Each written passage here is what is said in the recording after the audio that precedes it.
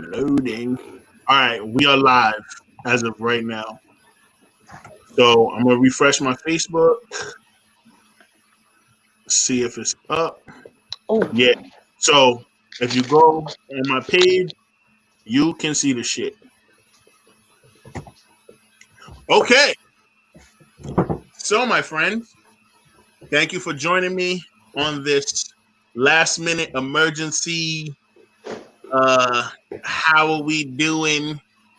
How the world is treating everybody. Basically, I wanted to put together a quick forum for my friends who I know are dealing with. I mean, I know everyone's dealing with it, but I wanted folks to have a platform to speak on what's happening right now in the world. You three are some of my closest friends, and I love you guys and hold you near and dear to my heart. And at some capacity, I've seen you either post your frustrations, talk about your frustrations, a la Bree, because we do the Pregame Podcast together. Star, you're an introvert, so this is new territory for you, but you don't very need to much be so. nervous. You don't need to be nervous. Free space, open space, judgment-free space. Straight up, like, just how are you feeling about the killing of George Floyd, everything that's happened since last week, and like where are you emotionally and mentally right now with all of this shit? Before we begin, can I say shout out to Justice Talks because this feels like a flashback, and I very much appreciate it. 100%. And for folks that are watching, and for Chinito, Justice Talks was, I don't know if it still exists, was a 6-week program for AmeriCorps members statewide, where they would go to Providence College one Saturday morning for like 3 hours for 6 weeks and talk about a different issue related subject. To justice. Yeah, different social justice subject. So that's how Star and Bree and I all met, because we were in the same cohort. That was in 2014. It's 2020, 6 years later. Holla at your boy. Anyway, who wants to go? When was that? 2014. Wow. Yeah, man. I know. 2014. Long time ago. But I knew Star before that, and I had knew of Bree before that too. But like, that's something that brought all three of us together. So who wants to go first, man? How y'all feeling about? How you feeling in general? What's the heat check? Before that, and I mean, truthfully, with everything that's going on, it's like I don't even know how to put my feelings into words. It's like, so 1 minute I feel like I'm angry and I'm ready to paint the town fucking red and start fires and shit, and then the next minute I feel like I just want to crawl in a ball and cry. It's like it's hard to put it into words right now. I feel like it's the society that we live in and chalk it up to life. But earlier when we talked, Wole, I felt like I was ready to just be like, punch somebody in the face. Did that face happen to be a Caucasian one? Mostly. Mostly. This woman cut me off in line at Stop and Shop, and I was about to what? I can't blame you for that. There's been a lot I realize it's like a lot of me processing everything. Chinito, what say you, sir? How are you feeling? Oh man. I'm feeling a lot of things. It's like it's tough to pinpoint exactly. I was up till 5 a.m. Outside of Casarino's, which is the restaurant that I work at. And tonight I'll be probably outside of Casarino's and at CrossFit Providence, which is a gym that I work at. And, like, I'm planning on going to the next protest. I've been doing these things for a very long time. And I try to be the best ally I can and be in solidarity for human rights. But I think we have a situation where there's a lot of agitators right now, which is driving me insane, because a lot of those people last night had nothing to, like, I've never met them. They're not part of activist communities. They didn't have a message. Well, because I posted up outside of Casarino's from 2 a.m. to 5 a.m. just to make sure they didn't smash. They were looting the hill too. And honestly, it was black business owners that they were like the shoe boutique right next door to Rock and Rye. That dude, I watched him ran over across the street while he was fighting buff people, and he was screaming, "I'm a black business owner. What are you doing?" Like, you know, and it was a mess to see that. Like, it didn't seem to me, you know. And I want to be clear, like, I believe that there is righteous rioting. I think that especially we're entering Pride Month, and with the Stonewall riots and things related to that, there's definitely a righteous anger, and I've never try to comment on that because that's not my place. But this wasn't that. It didn't seem like that. It seemed like I don't know what it was. It was like a bunch of kids just going crazy or something. Yeah, it's hard to pinpoint what the motive is behind it. If you're attacking folks who are showing that they're supporting the cause and that they're feeling the anger and they're feeling, you know, that the systems are just as unjust as you, then it's just like, what are you getting at by attacking these business owners, local business owners at that? It's unclear. Yeah, I agree. I mean, I listen, I told Bree this on our podcast on Saturday. I am not a fan of protests in the way that they're currently in the way that it is constructed as it pertains to new age, present day issues, because Starry and I both work for a nonprofit organization called the Nonviolence Institute, and all employees and staff are mandated to learn about Kenyan nonviolence, the 6 principles, the six steps, and you learn the history of why he created those principles and those steps. And to this day, and since I was 14 years old, I have been a Kenyan pacifist. My own terminology, my own phrase. And basically what that means is, in no way, shape, or form am I going to go out of my way to be violent, to strike somebody, to shoot somebody, to knock somebody upside the head, to rob anybody, to do any harm to somebody for any reason at all. What Kenyan nonviolence has taught me is that if somebody tries to do any of those things to me, I have the right to defend myself. Up to the point where now, if you try to rob me at knife point and I disarm you and pick up the knife, my job is to take the knife and get the fuck out of Dodge. Not to take the knife and then put it on you because you came at me and you tried to rob me. You know what I'm saying? Whereas with Gandhi, I think that's the misconception that people have about nonviolence 100% in general, is that they feel like, oh, you have to just let people attack you and you have to stand there and do nothing. Like, no, you have the right to protect yourself. Yes, but that's in Gandhi's nonviolence theory. That's what it was. In India, when they did the hunger protests and all of that, they were accepting the violence of the mind, body, and spirit, and they accepted the ultimate sacrifice, which was death. Like, they'll let the police in India beat you upside the head until you dead. We're not doing that. Misconception that people have about nobody watching us on the phone with the echo in the back. My bad. Come on, Chinito. But I saw there were comments. My bad. It's all good. Pull it up on your tablet, bro. Put the Facebook on the. No. Keep it on something separate so you can host a watch party and you won't have to worry about the noise going back and forth, because there's a delay on what reaches Facebook and what reaches here, and it's just gonna feel like this weird time loop. You don't want to do that. Wow. Okay. She knows. All news to me. She be knowing. So that's why I'm at with it. And if you look at the history of protests, right? Why did the Montgomery bus boycott happen?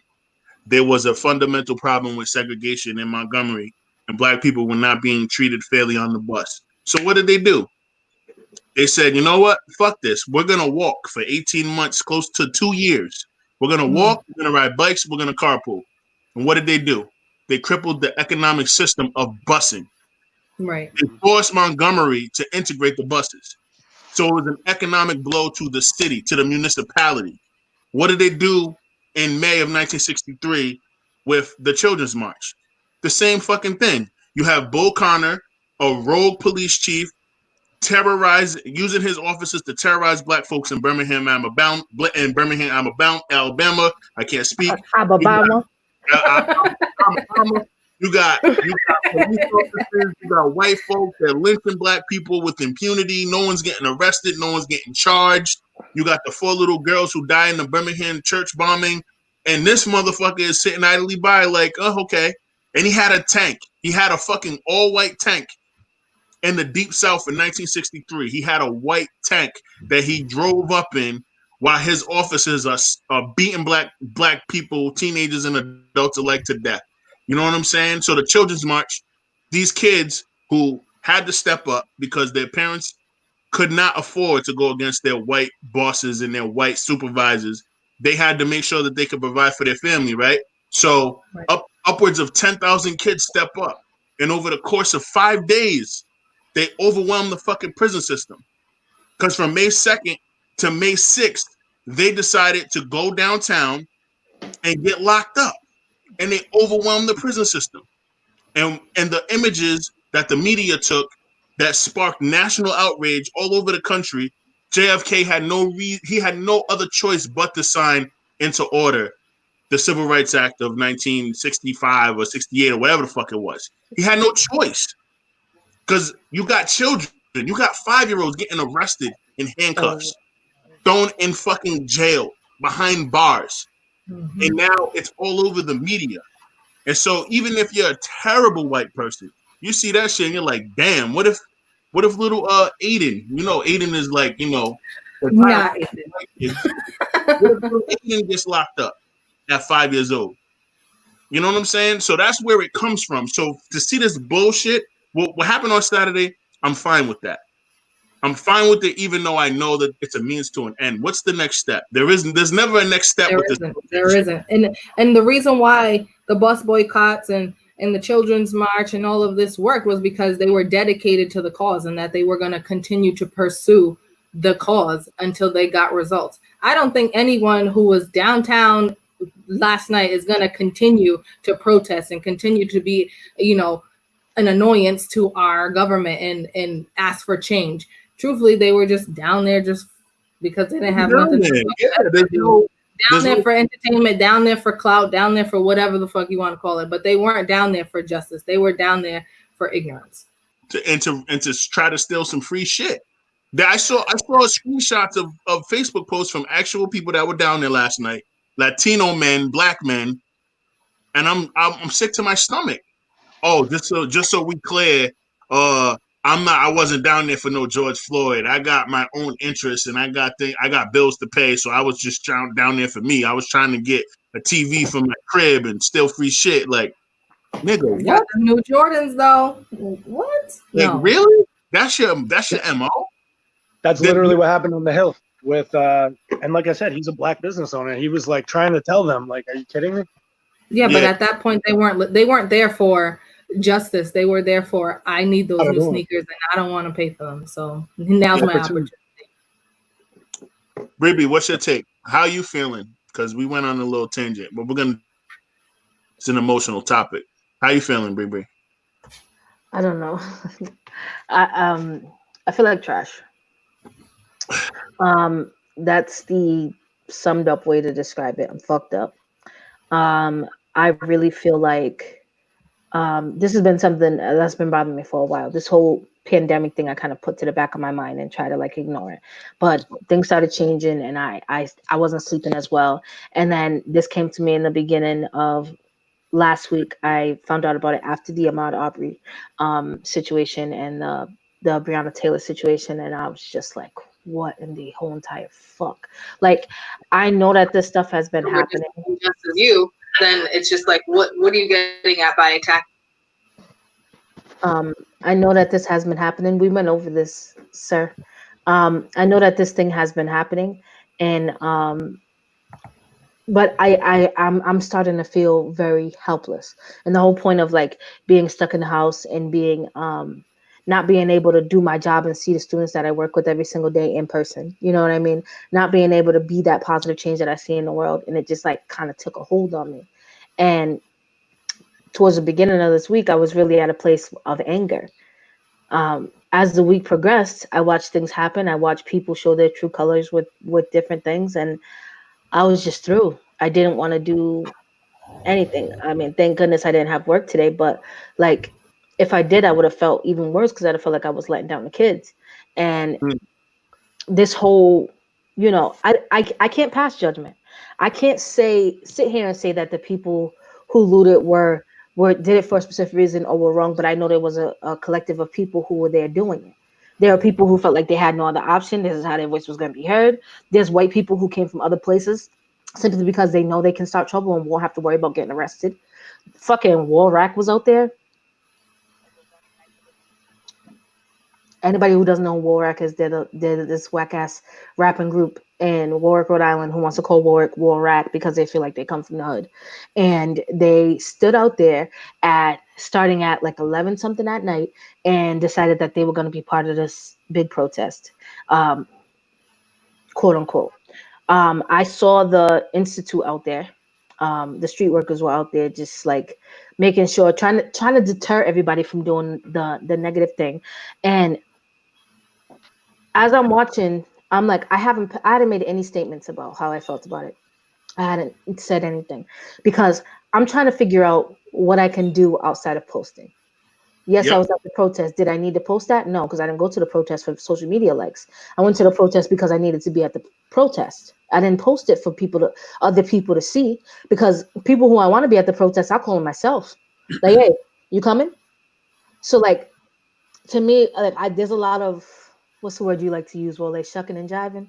As if we're going back to the 70s lingo, jive turkeys out here. Out here just being so extra. And then you have other people going on with their lives as though nothing has happened. And then you have other people who are calling for separation, people who are race baiting. You have this fucking Jacqueline, and we call head of state fucking Cheeto and Chief out here divisive rhetoric. Dead.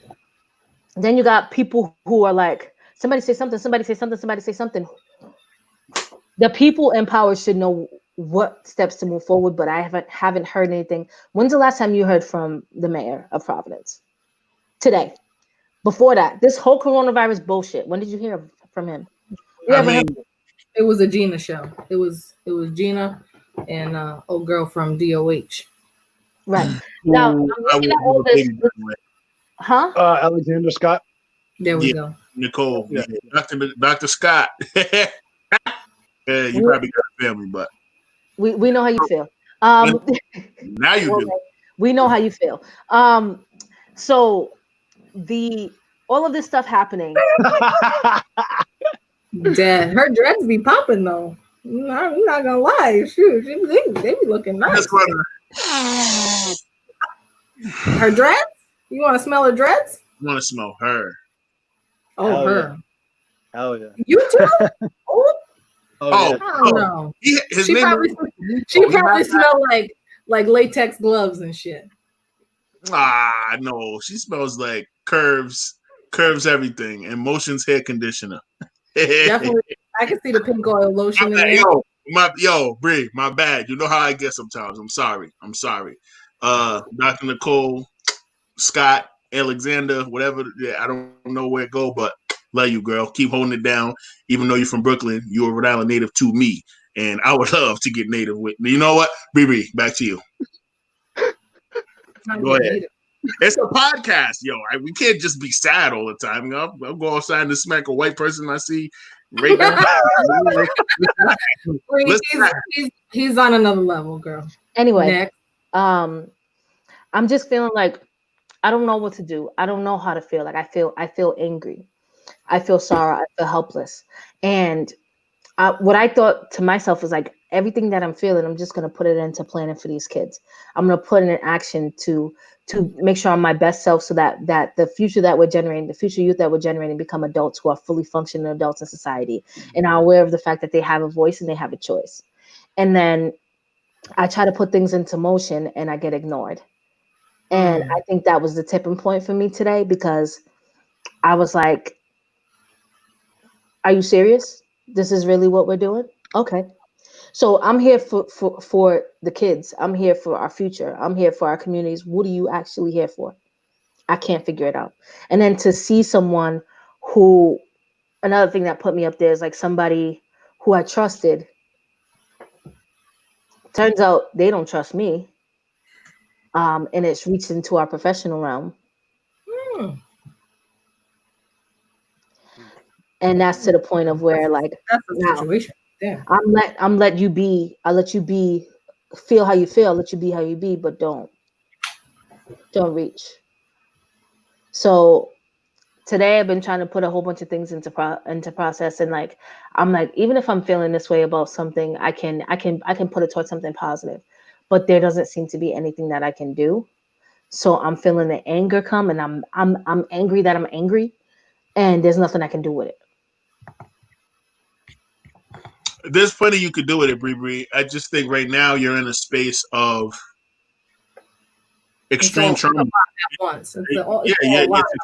It's like you're getting something from every direction. It's like you can't catch a break today. You're grieving right now. That's what it is. We're all grieving. You know what I mean? Like when the quarantine pandemic first popped off with COVID-19, there was a prominent scientist. He's a scientist, but he's a psychologist who wrote this like half a page long, thesis on just like how everyone's feeling, not have like knowing that you can go outside, but knowing if you do go outside, there's nothing for you to do. And everyone's feeling sad that like, damn, I don't have a job right now, or like I can't go to work. I'm working from home, and home is my haven. This is where I come to, like, this is my place of peace or whatever. And he wrote this piece on how we created quarantine. We were all grieving because it's like, damn, we don't know how to explain how we're feeling. We just know that the shit that's happening right now, we don't want this. And how the fuck could we take going outside for granted for so long? This is the same shit.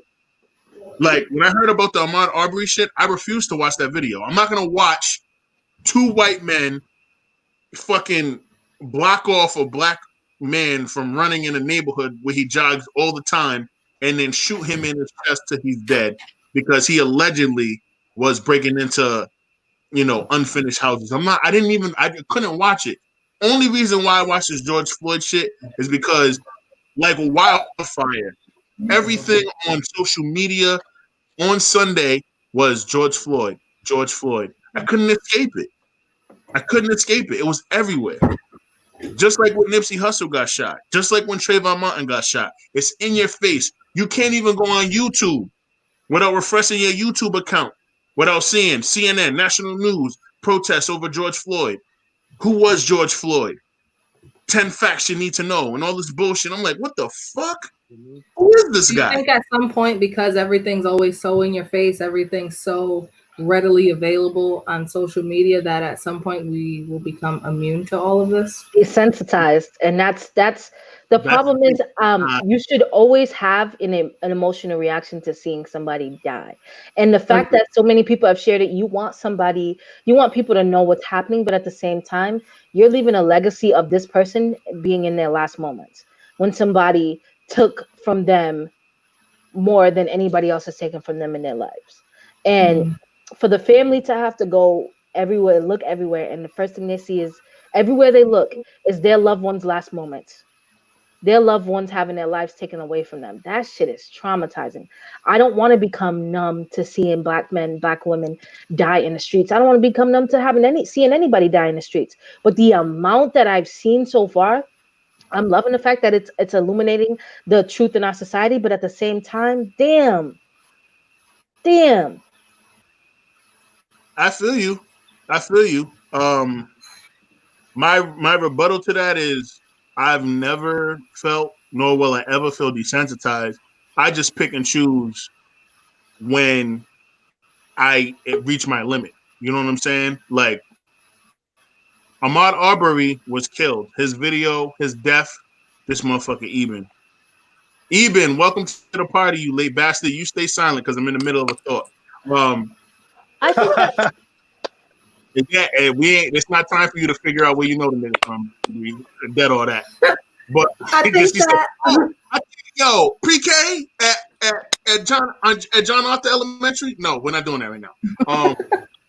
Shut up. You went on a whole tangent about how you want to smell and live. What's good, bro? Alexander Scott. Cut this shit out. All right? No, I could do that. It's okay for him to do it. First off, facts. Second off, she has everything to do with updating us on whether or not we can go to the playground, nigga. So yes, it's relevant. If your big ass you is at wanna the go to playground her still, you playground. got a problem. That's not true at all. But anyway, what the hell was I saying? Y'all trying to make me lose my train of thought. Yes, never ever do I feel like I'm desensitized to black men being murdered by white police or white people in general. I never feel that way. But I do pick and choose when I reach my boiling point on my limit. And the media chooses when we reach our minute, when we reach our limit. Think about it. I was thinking about this shit for the last 7 days. So Ahmaud Arbery gets murdered, right? Jogging through a neighborhood that he lives in Georgia or the Deep South, whatever the fuck it was. A father and son duo, they kill him, cold blood, broad daylight, right? This happens in February. February, Black History Month. It doesn't go national until May, 3 months later. That's when we hear the story. That's when we see the videos. Everything comes out. It's a national news story for about 5-6 days. Then we hear about Breonna Taylor. Black woman, paramedic, EMT, whatever you want to label her as, hardworking taxpaying citizen, sleeping in her own home with her own husband. Police break into her crib. It's a raid. Shoot her to death. It's a no-knock raid. Huh? It's a no-knock raid. Regardless, a raid. No, I think that. It's the wrong house. It's a raid on the wrong house. They kill her, shoot her to death, arrest her husband for attempted murder on a fucking cop for breaking into his crib. And it takes more national outrage and the ACLU and the NAACP lawyers and celebrities to like vouch for this guy so the charges can get dropped on him for doing exactly what he's by law allowed to do in the fucking Deep South, which is own a gun and keep it in his home to protect his family. But that again, 4 or 5 days we talked about Breonna Taylor sweeping under the rug. There's no protest. There's no national outrage. There's no riots. There's no looting. And then you fast forward another 2-3 weeks. We see a man by the name of George Floyd. He's in a Mercedes-Benz parked in front of an Asian restaurant owned by a black man in Minnesota. Can't make that type of shit up. Even if I wrote cartoons, you can't make that type of shit up, right?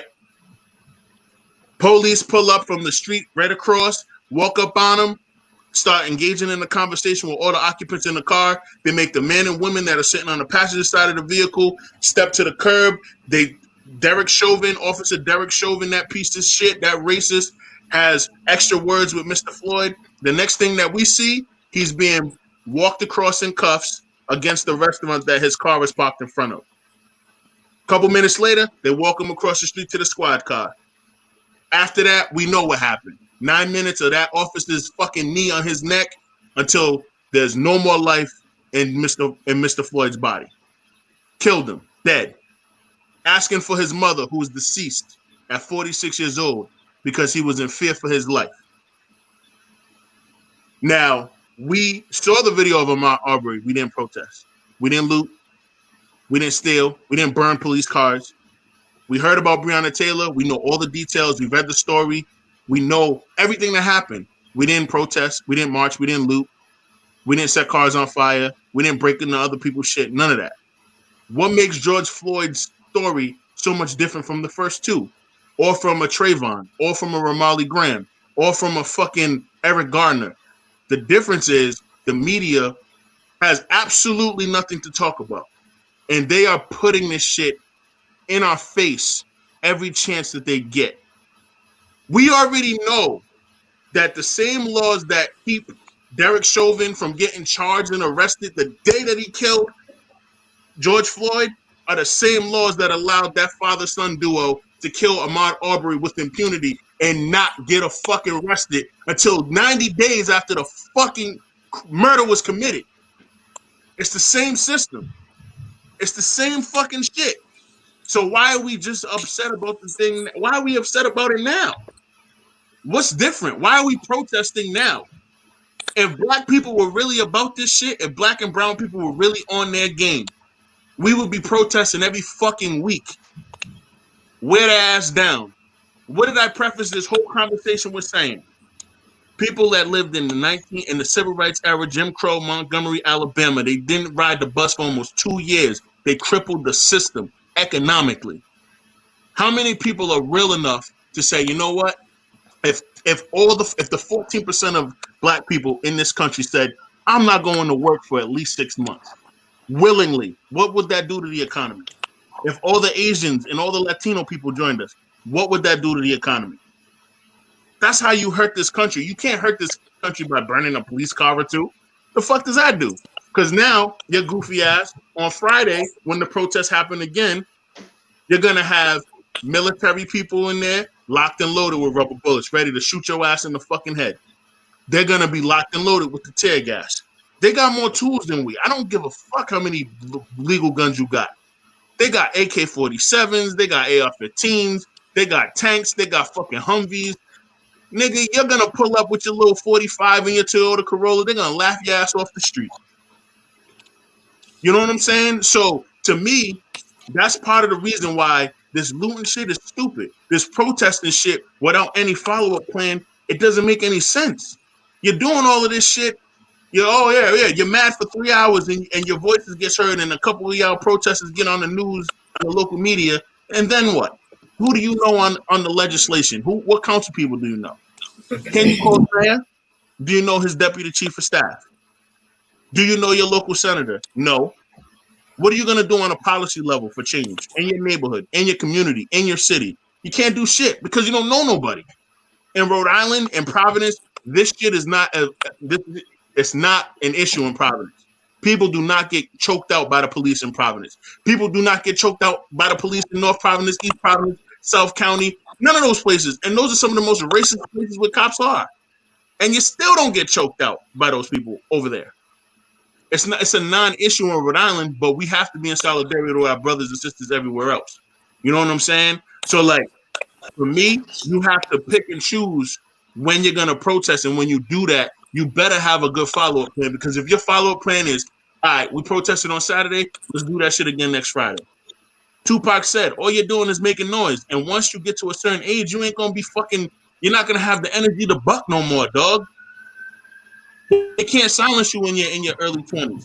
But once you turn 30 and you got a family or a husband or a wife or a kid or whatever or a house, you can't be out on the streets setting cars on fire. Because you know what, nigga? If you get arrested, you might lose your job and you got a mortgage to pay at the end of the month. I think so. Go ahead, please. I feel what you're saying. And I think that a lot of the problem is when we haven't come together with the system. And the lack of unity that we have in general is disgusting. But even in times of this, it starts to show it starts to show the cracks in our foundation or lack thereof. The thing that people are not realizing is if you're not educating yourself on the legal system, if you're not participating in your local politics, you're not electing, you're doing exactly what they wanted. They never wanted us to vote. Ever. Never wanted us to have the right to vote. And what do? Things get difficult and you resist. Right now, what they're doing to us has done more damage than any test that they put at the polling stations. Right now, people aren't even willing to get their ID and step out and vote because they feel like there's no point in it. After we fought so hard to have us have that right. People don't know the local politics. And you called me out on that last week on the podcast because I've been here for, over a month and a half. I should know who's here. So I take the time to educate myself because there is power in other ways. Why do you think they fought so much for us not to be able to vote? For all of this to happen, and then what happens? Things are still happening. Why? Because we don't have a voice. We're just getting people to be able to be in office. And even when we put them in office, the systematic racism that we've encountered is so deeply ingrained in us as a people. We don't trust people of color to represent us, even though we should. And then we get to the point of voting, and because we haven't voted in local elections, because we don't know the politicians, it becomes pick the lesser of the two evils. So you don't vote at all. It is all a system that came together for us to not want to vote, to not want to be a part of it, to not want to participate in this political process that we have. And that's the part that people don't see. You're doing exactly what they wanted and continue to want for so long. Why are so many of these states with majority black and brown people red states? You know what's a red state? Rhode Island. Tell Why me are you shaking your head, even? It's true. Tell me why. It is true. You saw how many people were out at the protest. There was over 2,000 people out at the protest. Approximately 1 million. Let's say 120,000 people in Providence, right? No, 325. Thank you. Anyway. Yeah, I don't got the figures in front of me. 325 in Providence, over 1.1 million in Rhode Island. Exactly, that's what I'm thinking about. Like it's like 1.125, right? Yep. All right. So that many people, and you're telling me that we're a red state. Now, don't get me wrong. Do I expect people to vote Republican in places like South County, places like certain parts of Warwick, certain parts of Cranston? I absolutely expect that. Here's the problem. They're not the majority. And if we got involved in this political process, maybe we wouldn't have to abide by this two-party system, which is inherently picking the lesser of the two evils. You ain't wrong. They don't do it like that in North Africa. If you go to Algeria, if you go to fucking Egypt, Morocco, they have three-party systems on purpose. The vote is never just lopsided. If you have three candidates, me, Star, and Bree, guess what? Somebody's going to get 37% of the vote, and the other two will split whatever's left, and that person who has 30+% of the vote is going to be your next president. Like, I mean, people have been saying to be a third party for a long time. Go ahead, Eben. But for that very reason, that's why we have a two-party system. Because we originally had multiple, parties back in the day. But for that very reason, we have a two-party system. I completely agree about we don't focus enough on our local politics. We always focus on the national politics. Yep. And it's like, okay, why are we complaining so much about the president when we don't even care about what our mayor is doing? We don't attend our city council meetings. That you can find a lot about your city when you go to the city council. We don't even go to the school district meetings. We don't do none of that. But yet we care about what the president is doing. Where the president stuff, I hate to say this, but it has little or no effect on us at times. Unless we go focus on local. But if you know something? I'm sorry. I misspoke because Rhode Island is a blue state. But in terms of the turnout No. I know what you mean. Exactly. We know what you mean because I would have gotten your ass, nigga. Exactly, but I somebody said something in the comments, so I needed to make sure they understood what I meant when I say Rhode Island is a. When people, when I was on paper, is that there's certain things that exactly. As a side note, guys, just wondering, should we address some of the comments in the chat? Yeah, some people want to join us, and even just the question. Should we take a look at some of the questions? Yeah, go ahead, Finito. Ask us one of the questions, bro. Okay. There's one that I wanted to address from Alfredo that he had asked me. He asked what a righteous riot is. And is Alfredo still here? Can you send a message if he's still listening? No, he's there. He's there? Okay. Yeah, he's there. So a righteous riot is any time that and this is just like what's that even? You gotta turn on your audio, bro. Wait, is my audio bad right now? No, we can hear you. I'm talking to Eben. I don't know what's going on. Eben's on his he's on his Cricket wireless phone. That's why he can't hear you. Alfredo's still here. He's ready. Yeah. So tell him to fucking make his message and send me an email so I can fucking add him into this shit. But yes, go ahead. Anytime I think of a riot, it can go one of two ways. It can either be, I use the example of how Pride started in '69, but I mean that was gay people tired of getting arrested just for being gay, ripped out of bars, beat up by the police, and they said, you know what, fuck this, and they rioted for 5 days in New York. And I mean, what happened in Minneapolis? I don't think that was all agitators. I mean, I know this is an unpopular opinion, but yeah, burn the third precinct down. Like they stormed the police and they showed them, hey, we do have power. So if you murder us, there will be consequences. So I thought that was righteous. What happened in Providence last night, I didn't think was righteous because it wasn't reactionary to direct oppression. It was opportunist. It was, hey, we can run in here and burn some shit down, steal some shoes. We don't care if it's AS220 who supports inner city kids, employs them, and supports people of color and black people for their artwork, for music, things like that. We don't care. We'll just smash the window anyway. So in many ways, I think of, and again, I know this is unpopular. I don't mean to say it on the podcast, but burning down the 3rd precinct in Minneapolis was a righteous act in a way. Like, we do want to preach nonviolence, but that was a direct threat. Hey, the police systemically have kept Chauvin on, and we're fed up with it. And then he's killed multiple people, and now, it's for every time you see an act of violence against black people on camera, there's 20 that you don't see. It's just, I mean, even with Ahmaud, it's once people saw the video, that's when we get through all those layers of Georgia's DA system and what's going on over there. But before that, it was just, oh yeah, we believe these white people. And so a righteous riot, to come full circle, in my opinion, is just, it's when a direct thing is happening and the people riot on the spot because it's so fucked up and they're so disenfranchised that this is their act of communication. But what happened in Providence last night, I didn't feel that way. But obviously, I think in Minneapolis that was perfectly valid, perfectly legitimate. Not that it's for me to judge, but just in my mind, that's what a righteous riot might look like. And I don't blame you. I agree. I agree that was the right emotional response. I won't say that I would do it, but if I saw a bunch of people get together to burn down that substation or whatever, I'm not gonna be mad at it.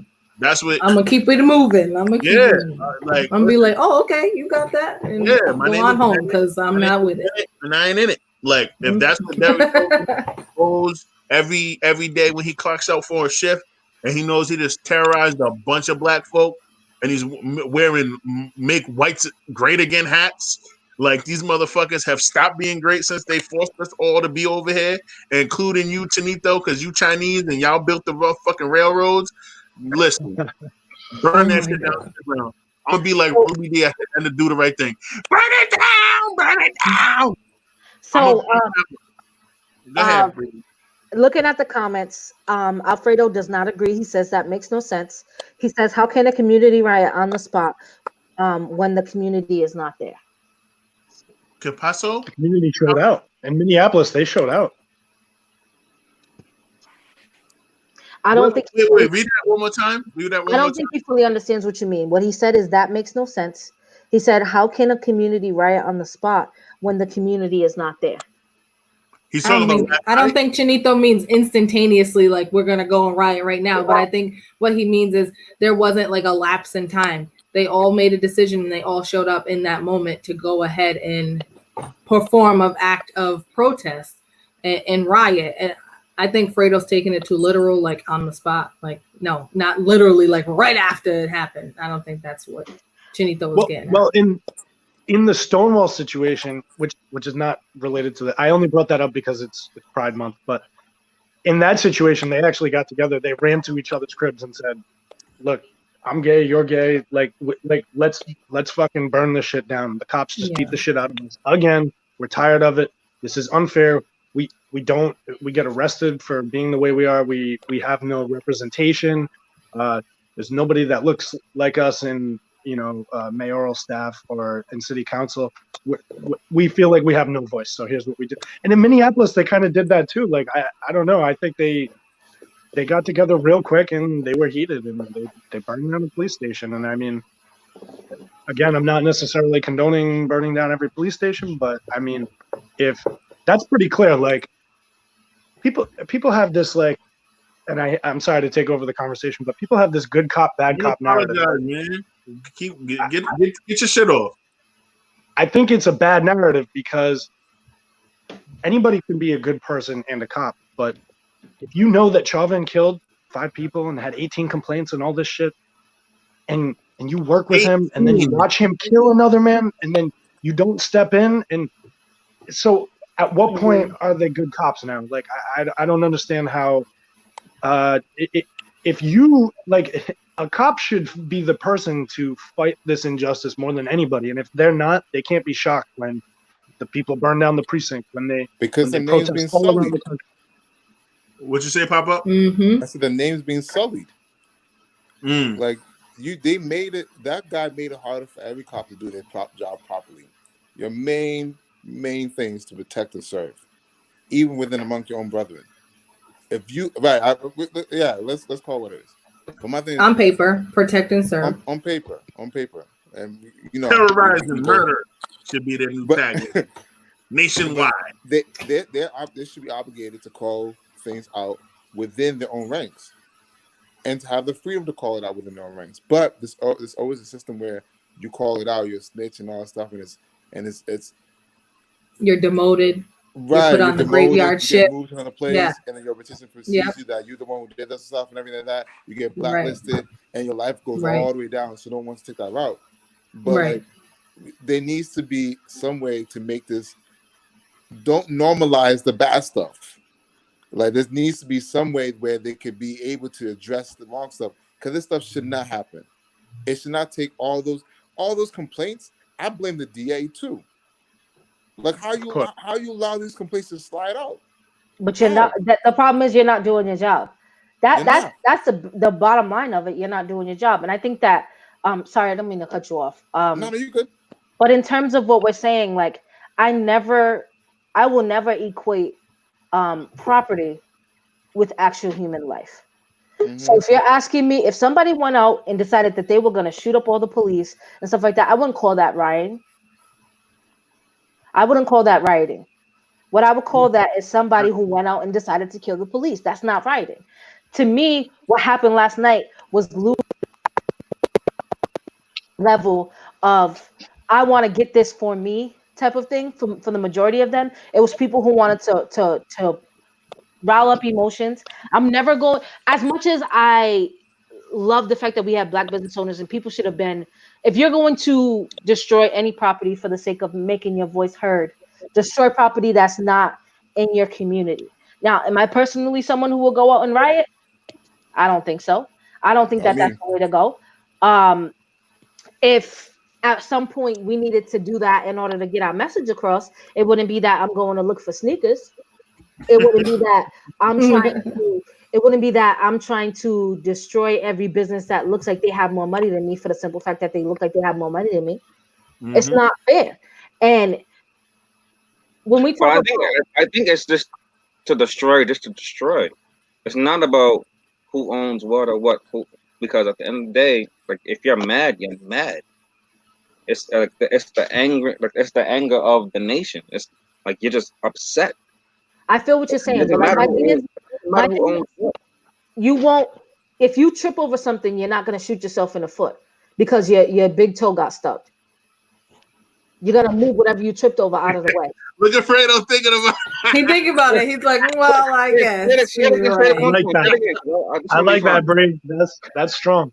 If you tip, stay in. I said, if you you trip on something and you stub your toe, you're not gonna shoot yourself in the foot. You're gonna move whatever's in your way out of your way so you don't trip over it again. I know, but so how do you move it? How do we as Black folks move the thing that struck us? But that's the big question. If we were organized about what we did yesterday, we can protest, we can demonstrate, because we've been demonstrating for 1,000 years now. It's 1,000 years. People keep saying 400 years, but it's been 1,000 years. They took us. They've been raping Africa for 500 years before that, and they bring us here. Now they did what they did to us for 400 years. So when do we move the object that stubbed us? And how do you move it? I feel what you're saying, and I think that I appreciate that perspective, because I think that many times we're not focused enough. So when you think about it, like, a lot of people, I've seen it a lot on Facebook, and I have yet to be able to research it, so it's just me quoting something that I read. But apparently there were a number of riots outside after the death of Martin Luther King, so much so that it pushed for the passing of the Civil rights movement. Civil Rights Act. They killed him. Don't quote him. Please don't quote him. I'm tired of people quoting him. They killed him. I didn't quote Martin Luther King. Okay, mention his name one more time. Go ahead. Say Martin Luther King. Go ahead, one more time. Go ahead. You can do it. I'm sorry. Are you going to be polite in this space, or are you going to be rude? I'm a little confused. Fredo, I know you're Fredo. I know you're upset, my brother, and it's been a while, and I'm glad that you wanted to join the conversation, but we can't. No, I'm gonna let her talk. I'm done. I'm gonna let her talk. I promise you. I know you're angry though. I'm angry too, bro. We go back 6-7 years on and off. So we got to provide a space for everybody to be listened to, be heard. You can speak after Bree and tell us why you're tired of people trying to use MLK, Malcolm X, the usual suspects' names in vain. You can go right after Bree. I want to clarify that I had referenced what happened after Martin Luther King Jr.'s death. I did not quote him. I need you, if you're going to listen, to actually listen. Don't just listen for things that are going to trigger you, because that'll piss me off. And I will not sit here and be disrespected. I will not. I don't care who you are. Now, what I was saying was that the riots that happened after the death of Martin Luther King, a lot of people feel like is what pushed the system to push Lyndon B. Johnson to pass the Civil Rights Act of 1968. Right. So when I say righteous rioting, I mean exactly what I said, and I think that's what Chinito means too. If we're talking about uplifting our own, we can't ever have anything if we keep destroying our own. Think about Black Wall Street. Think about all of that. We allow white people to destroy that. And then when it comes to this unorganized rioting that's happening, we are continuously destroying our own when we have yet to have a full space within the city for us to exist in. All right, I got to check you on one thing. We did not allow white people to destroy Tulsa. I'm not saying that we allowed it to happen. That's not what I meant. What I mean is they did it, right? Yeah, 100%. But we got to be careful about our words. You're right. I need to be careful for my words because we did not allow that. The KKK rode in there on cars and started murking everybody there because it was a successful black town. And successful black towns cannot exist in 1940s America. It's just what it is. Like, if you understand the system that this country was created on and the foundation that supports it, you can't allow a town of 2,000 black folk to thrive with 4 banks, 2 hospitals, gas station, lawyer office, like you in the 40s, my nigga. Nah, that can't ride. We gotta bomb you, motherfuckers. What I'm saying is there. When I say that, as I say, there's never been anything else like it. Since that happened, Atlanta would probably be the closest thing that we get to that. We have yet to be able to come again together like that and actually bring something together. And that's what I meant when I said that. So thank you for pushing me to clarify for that point. I think for come together, there needs to be a sense of community. And I think for some reason, I feel like community has been lost upon us. Like, I remember growing up where everyone in the neighborhood knew everyone. And if you did something, everyone knew about it. I can't tell you what the hell my neighbors' names are. I don't know what they do. I don't know if they got dead bodies in their freaking basement. I have no idea what happened to the community. You know what I mean? What happened to us being, one with each other? I don't know what happened with that. And I think that's the biggest part of why we can't kind of focus our energy and our anger towards a common goal, is because it seems like we don't even know what our common goal is. Yep. Fredo, floor is yours. At the end of the day, but because every time that we organize, they destroy it. So we, as a black, like my mom is from Georgia, and my mom was a slave. So every time black folks gang something, it's always destroyed. So it's like, and that's taught. And that's taught. It's like, all right, you can be as good as you can want to be, but slow down a little bit, because once you get to a certain point, they're gonna take it from you. And then they always do. It's not. It's like it's a fact. They always do. Like even in Pennsylvania, when they bombed the projects because the black people was organizing. They just dropped 2 bombs.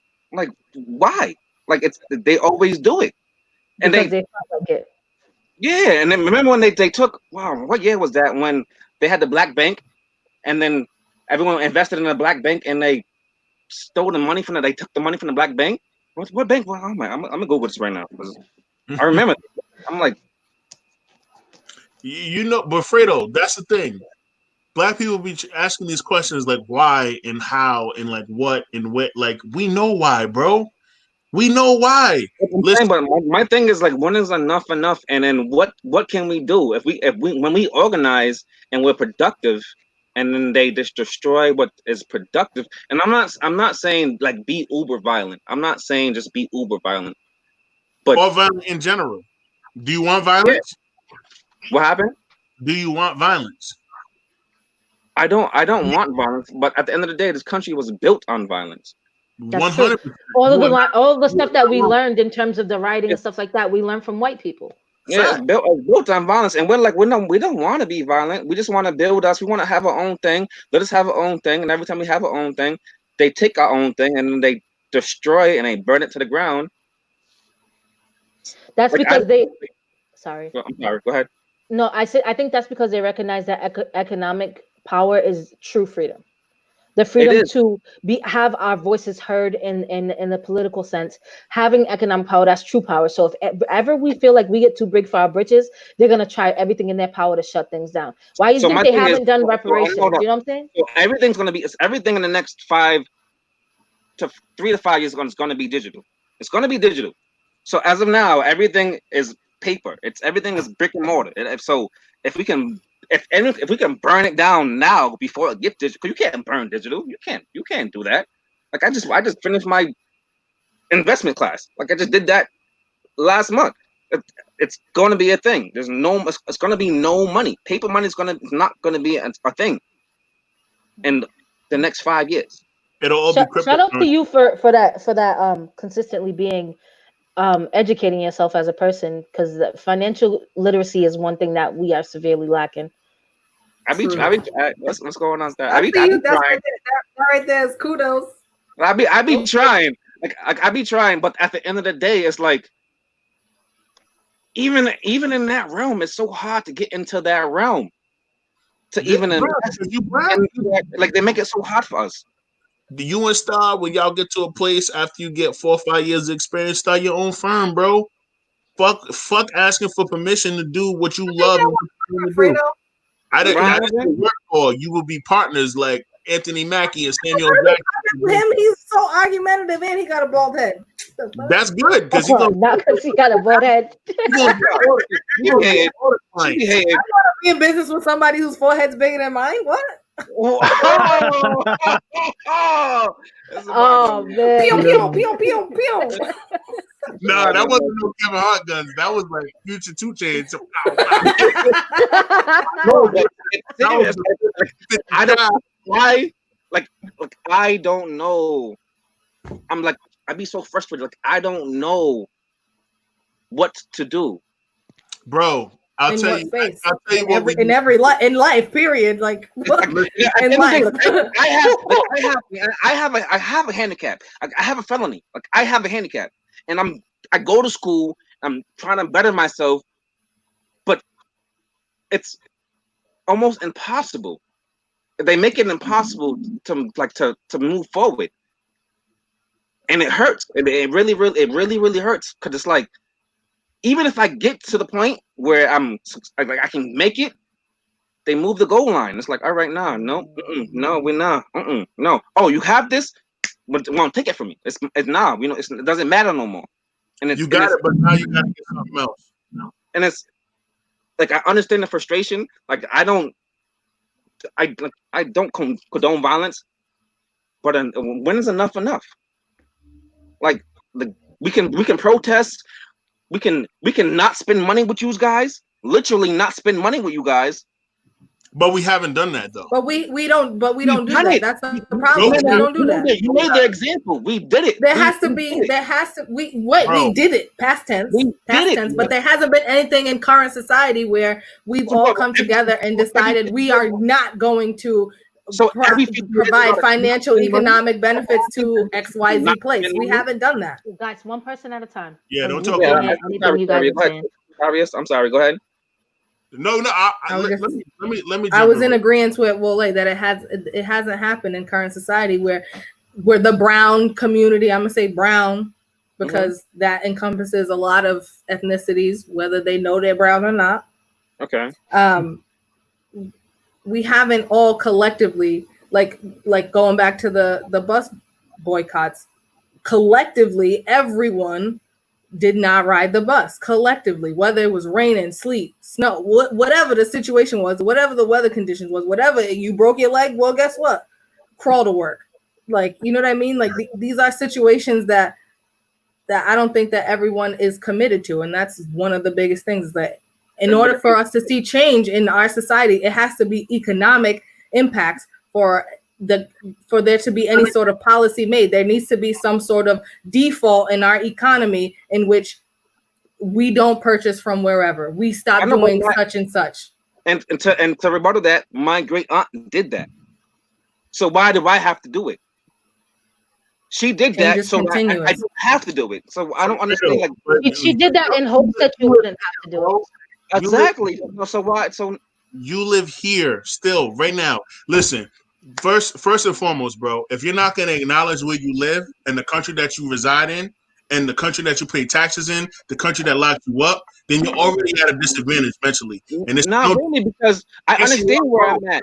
Let me finish. I understand the fight, and why do we have to continue to fight? I have kids. My son's 11 years old. So do I have to riot today? Do I have to go out tonight to riot tonight for him to riot in 20 years? No, let me finish. I'll explain it all to you from my perspective, my brother. Yes, listen, you know that this country is built on slavery. The foundation of it, the economic fucking foundation of this country is built on slavery. They took us here against our will to build this great nation that we have here before you, right? So if you're saying out loud every effort, every fucking accomplishment, every achievement that you have made to better your life and to better your personal circumstance so you can take care of your family, every time you get a new degree, a new certificate, they say, nah, not today, Mr. Cuthbert. We're going to move the goalpost another 50 yards.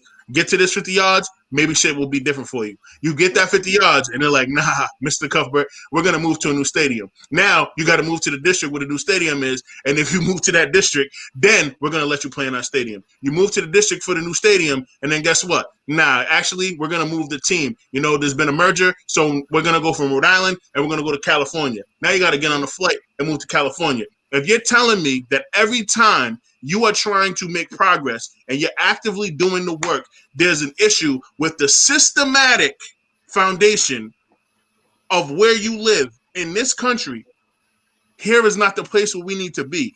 As much as it pains me to say it, Marcus Garvey, fucking Pac, his mom, like those type of freedom fighters, they were right.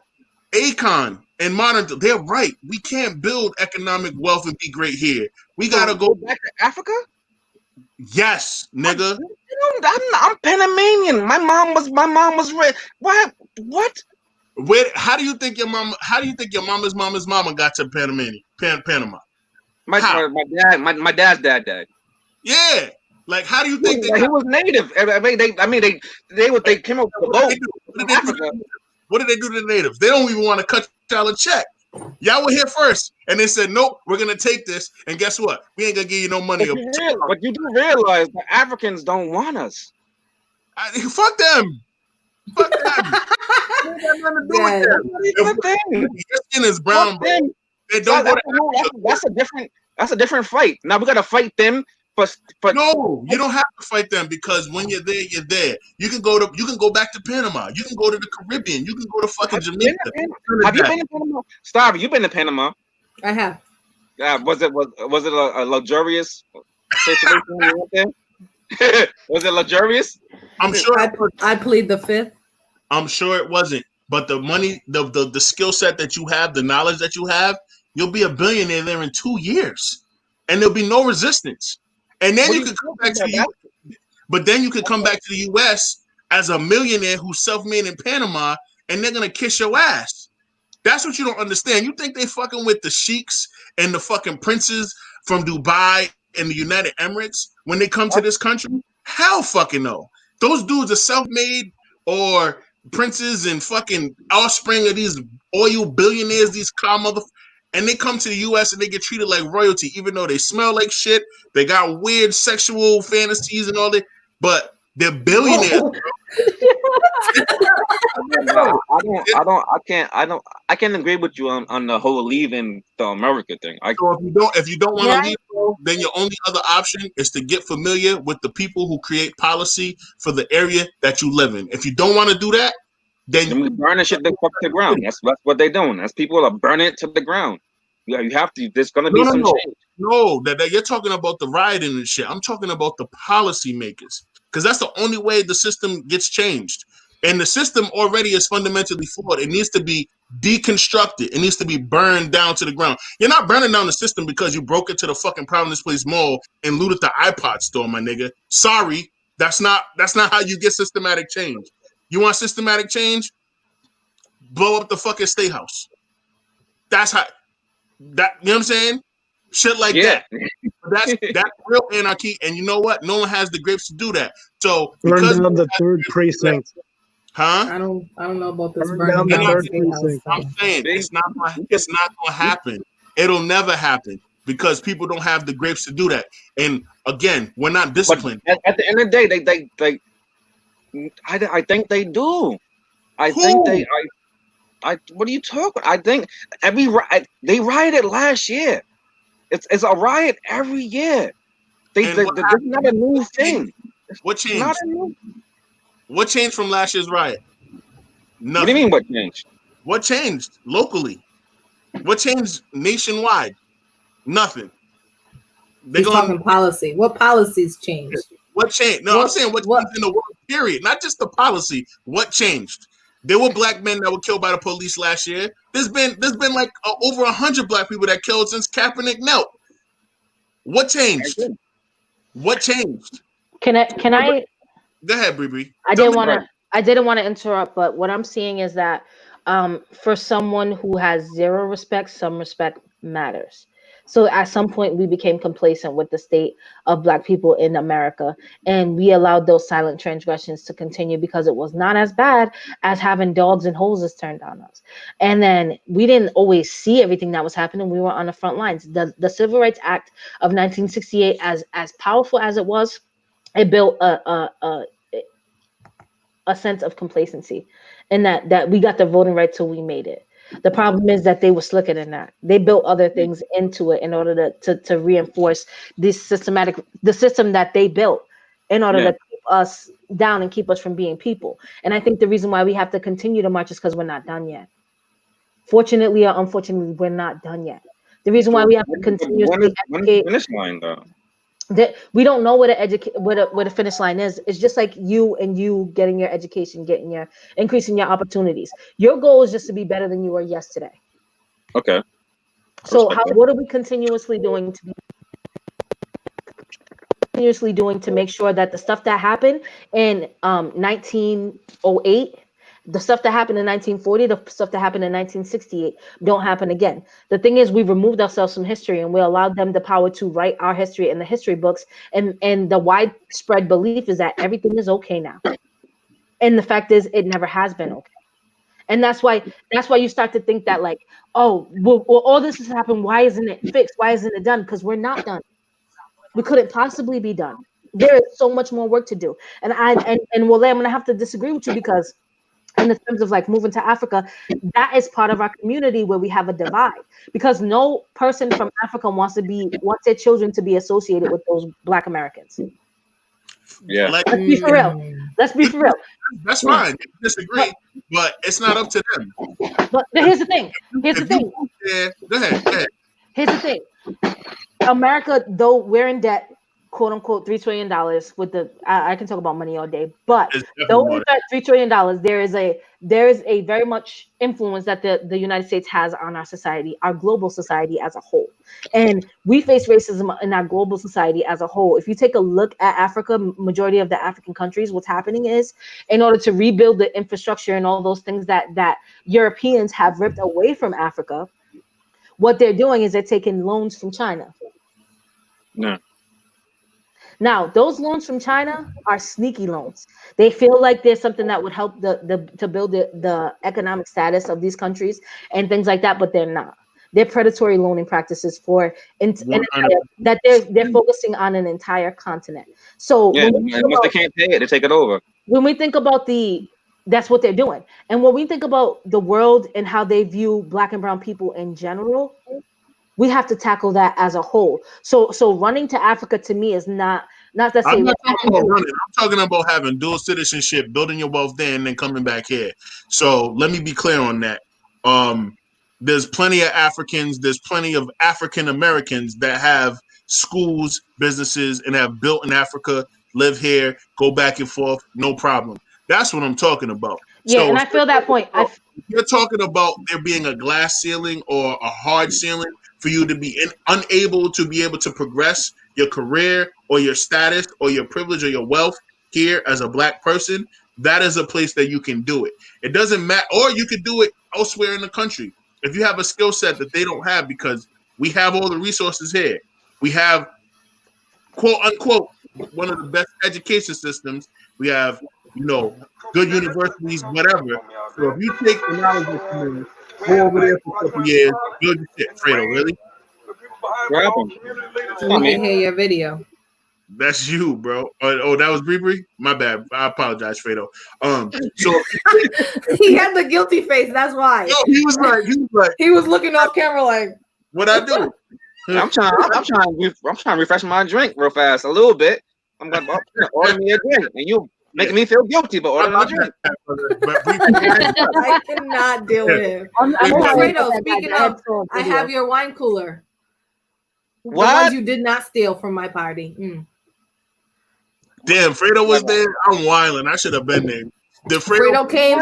No, let me tell you about Fredo because he was on another level. Different topic. Stay on task.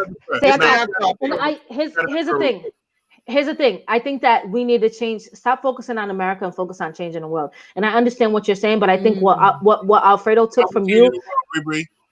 You want to say something like that? You better have some solutions to back it up. How are we changing the world, my nigga? Speak on it. White patriarchy. We're gonna take down the Western society, the Western societal thought of thinking. Tell me about it. How are we gonna change the world, my niggas? Real rap. Don't just say that shit. What are the solutions? That's what we Okay. No. I appreciate the fight and you pushing me for that. But let me finish the statement that I started with before I get into some solutions that I think we could have. You can absolutely ask that question, but do me a favor. Stop talking so I can talk. Oh, shit. You about to say some damn shit. Go ahead.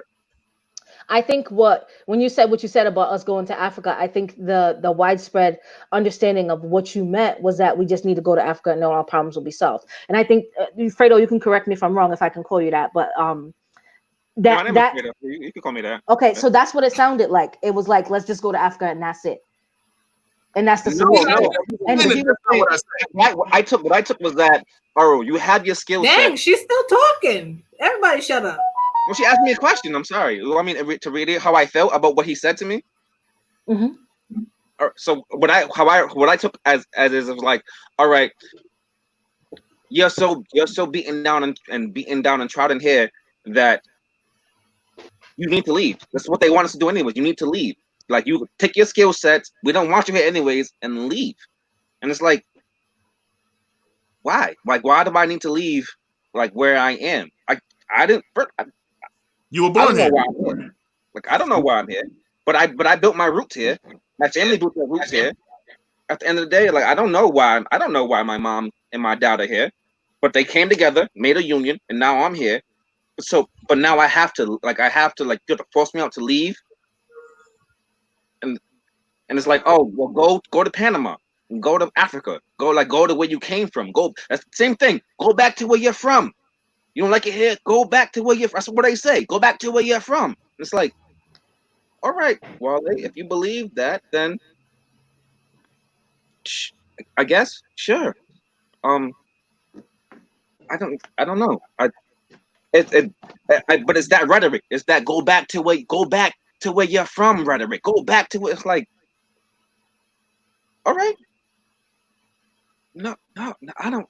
Yeah, I don't know. No, I feel what you're saying, and the thing I want is like if we're going to, I think he's saying that we need, and I don't know if he can attest to this because he seems to be going somewhere, but I think that what he means is like go somewhere where you will have the opportunity to build yourself up and then spread that across our society, our global society. And what I'm saying in terms of the solution is that one of the main things is mindset. We feel like we can't. When you started introducing your story, you talked about all of the things that you could not do. Mm-hmm. That is the main focus that you had, the things that you could not do, the things that were holding you back, the things that are this, things that are that. Let me hear about the things that you have done and the things that you plan to do. I don't want to hear about people trying to stop you because I don't believe that they'll be fully successful in stopping you. But what you're saying says that you believe that they're going to keep trying to stop you. So and to me, it sounds like everything you try is not going to work. So why should I try as hard? That's what it came off as to me. Now, part of the systematic racism that we experience is the mindset. That is a major influence on how they feel like they can treat us, how we react to them treating us, and how we treat each other, how we treat ourselves. Yes. We have to change our own mindsets first and understand that there's no such thing as a glass ceiling. There's no such thing as a limit. There's no such thing that we cannot do. And we don't have to sell our souls in order to be that. And I believe that. That's why the whole thing, you can't make it here, then go somewhere else. It's like that's not what I believe. Yeah, what I want to tell you is like when you talk about your own experience, yeah. you don't seem as though you believe that. And believe it or not, our words have power. Our words reflect our thoughts, which then speak into our actions. And when you say that every time I do something, they move the goalpost. Every time I do something, they move the goalpost. So maybe that's not the goalpost that you're looking for. The thing you don't understand, maybe I didn't express that, is that I never stopped going though. Yes, like, and that's the part that you missed. That's the part that you missed in explaining that to us. So what somebody here who is looking to do what you do, like as a felon, I have a bunch of family members who are felons who feel like there's no opportunity for them. They're here. I'm hearing that you are doing this financial literacy class, that you're trying, but it's never enough. And what they hear as somebody who's trying, if he's trying and he can't do it, and he doesn't want to keep trying because it didn't sound like he wanted to keep trying, why should I try? Oh no, I keep trying. I keep trying. I got degrees. I keep trying. Like I'm in a better situation now from my moving forward than I would be if I didn't move forward. Yes. Like I always say that. I was like, I'm from the hood. It's like, if guys were like, yeah, they're beating me down and I got a felony now. It's like, nah, my dude, like what you did was wrong. Like what we did was wrong. We have to prove that we're not that same person back in the day. We have to prove. So you got to keep moving forward. You have to prove yourself. At the end of the day, you have to prove yourself. But it's crazy because as much as I move forward, the situations and the. Does it feel like you're moving in place? No, I know that for me and for the race, I'm not moving in place. I'm moving forward. It's just that with my credentials now, I know that if I was white, I wouldn't be as stressful as much in stress as I was. I am now. There'll be less obstacles if your skin was white. Yeah. At the same time, totally. I think we have to take pride in our struggle and our growth and how far we've come as people, because with our experience comes a certain level of learned resiliency. And that the stuff if you had it easy, the stuff that these white people are going through, they wouldn't know how to deal, which is why a bunch of people during the Great Depression decided that it was best for them to jump out of windows instead of struggle through it. You understand what I'm saying? So like the thing that I was saying, Wole, before you came back was that the first thing we need to focus on is how do we change the mindset. And what I told Fredo was that when he expressed himself in his story, the thing that I heard most was what he could not do. the things that limited him, the things that continuously happen. When I think that success is something that's relative. Happiness is relative. Stuff like that. Yeah. Be better than you were yesterday. Stop letting what somebody else envisions, because that's not our story. We didn't build that story. We have to build our own. We have to make ourselves understand that we have a seat at the table, whether they want to stay or not. So I don't give a damn if you don't want to say. I don't give a damn if you try to challenge. I don't give a damn what you're doing. I'm still coming to the door. I'm still sitting at the table. Now, if you guys decide to move the table to another place, guess what? I have legs. I can move. But you're going to hear me. But at the end of the day, it's like, how many times do they have to move this table to another house? Not even another room. It's another house.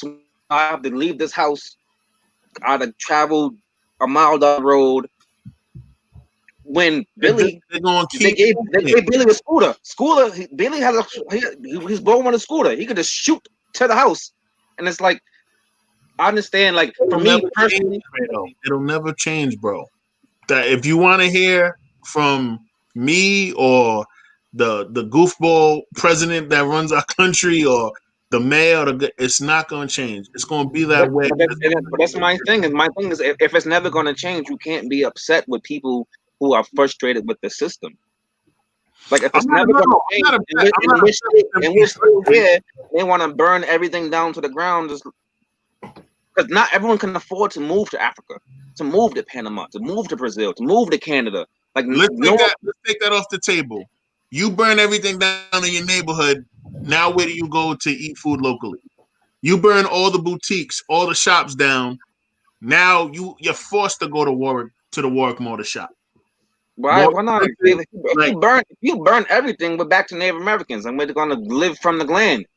Burn it down. If there's citizens left alive, my whole thing is listen. You are not a person who is afraid of much. You've lived a lifestyle much different from mine. You are not afraid to tote guns. You are a whole thug. And let's say out of the 325,000 people that live in Providence, I'm gonna be nice about it and say maybe about 4,000 of y'all niggas are real thugs like you, Fredo. And all 4,000 of them Fredo is not a real thug. I'm sober from. It's not even funny right now. I'm talking about Pat. I know, but I know him. You mean like 3,999 because you need to exclude him. I know Fredo enjoys a nice juicy juice box every now and again. I know. Don't get it twisted. If you push him into a corner, water's probably in the fridge. But let's say there's 4,000 thugs with guns ready to tool up and go at the police. The police can call in the fucking National Guard. The National Guard gonna call in the military. The military gonna call in whoever else, and they got bigger tools than y'all. There ain't gonna be nobody left if you burn every major American city down. Literally, if people was like, you know what, fuck this shit, and we really did it, I don't think people got the heart to do it. You got to think back to like civil rights. How many people had before the whole? They're like, oh, the boycott the bus. Don't do it. Don't do it. Master's not going to like us not sitting in the bus no more. Master's not going. That wasn't a life-threatening situation. Saying I'm not going to go on the bus and spend my 50 cents on my dime. That wasn't if people really want this revolution shit, this anarchy revolution shit, people have to die in thousands, like in numbers. It's not just going to be a George Floyd here or Breonna Taylor here. That's the thing that fucks me up. People be like, oh yeah, well, you can't. I'm not mad at them for doing what they're doing. I'm just letting you know. I'm letting everybody know. You're going to fucking break into the mall and you're going to burn down a squad car. Now, come Friday, when people are showing up to peacefully protest, they're going to be met with resistance because violence only begets more violence, and resistance. And then speaking of protests, what is can you maybe you guys can clarify what the difference is between a demonstration, a protest, and a riot? For me, just for me to know, because I was having a conversation with my girl, and I was like, what is the difference? Like people demonstrate for years, and you could show solidarity, come together, and then we protest by not spending money on buses and stuff like that, and then they riot But what is the fundamental, like the underlying difference between a demonstration, a protest, and a riot? Just from me to you as a question I want to pose. Just to add. Chinito, you got this. Yes, sir. So I think of a demonstration and a protest as being the same kind of thing. I actually have some notes that I wanted to create like a little thing for people, but you can't see it. Everything. What's that? White people Besides, you did the homework and stuff. That's pretty. So you equate a demonstration. Come on, I'm Asian, bro. You know. Same thing. So I think of a protest and a demonstration as being the same type of thing, and right here I have the note why protest, and the reason is always if you were to strip it down, I think of protesting as marketing. Whatever the issue is it, and that's not to say any issue is not supremely important in the minute, but like I've been to lots of climate change protests. We protest outside of Allen's Ave for expansion of natural gas. That's an important issue to me. We go to Black Lives Matter protests to try to get charges against officers, at the bare minimum, get them fired, right? Things like that. So that's a marketing tool. That's 10% of what needs to be done for any given issue. But, then you got to show up to city council meetings. You got to write the governor. You got to write senators. You got to write local and state politicians. You have to have, what do I have here? You have to vote. You have to weaponize your vote at a bare minimum. You need grassroots organizations. I used to work with the Green Party. Now I've officially left them. Now I'm working with the Poor People's Campaign, the Dr. Reverend William Barber. He's carrying on MLK's idea of the Poor People's Campaign. Politics, writing and calling, organizing and creation. So that involves art. That involves. So what is a demonstration? You're saying protest. What is a demonstration? What is same thing. Same thing. Oh, the same. So a protest and demonstration are the same thing. Okay. Yeah. Mm-hmm. Yep. Okay. And in my mind, a riot is a riot. A riot is anarchy. Down with the system. Down with oppression. Burn everything down to the ground. Yep. We need to. What you don't want. We tried to speak. We marched. We protested. We demonstrated. Y'all didn't hear us. Now we got to take action. But and so Shanito, how many protests have you been in your lifetime? Just 50, 60, something like that. Like somewhere like closer to 100 than 100 like protests? 40 or something. No, probably like 60, 65, something like that. Okay.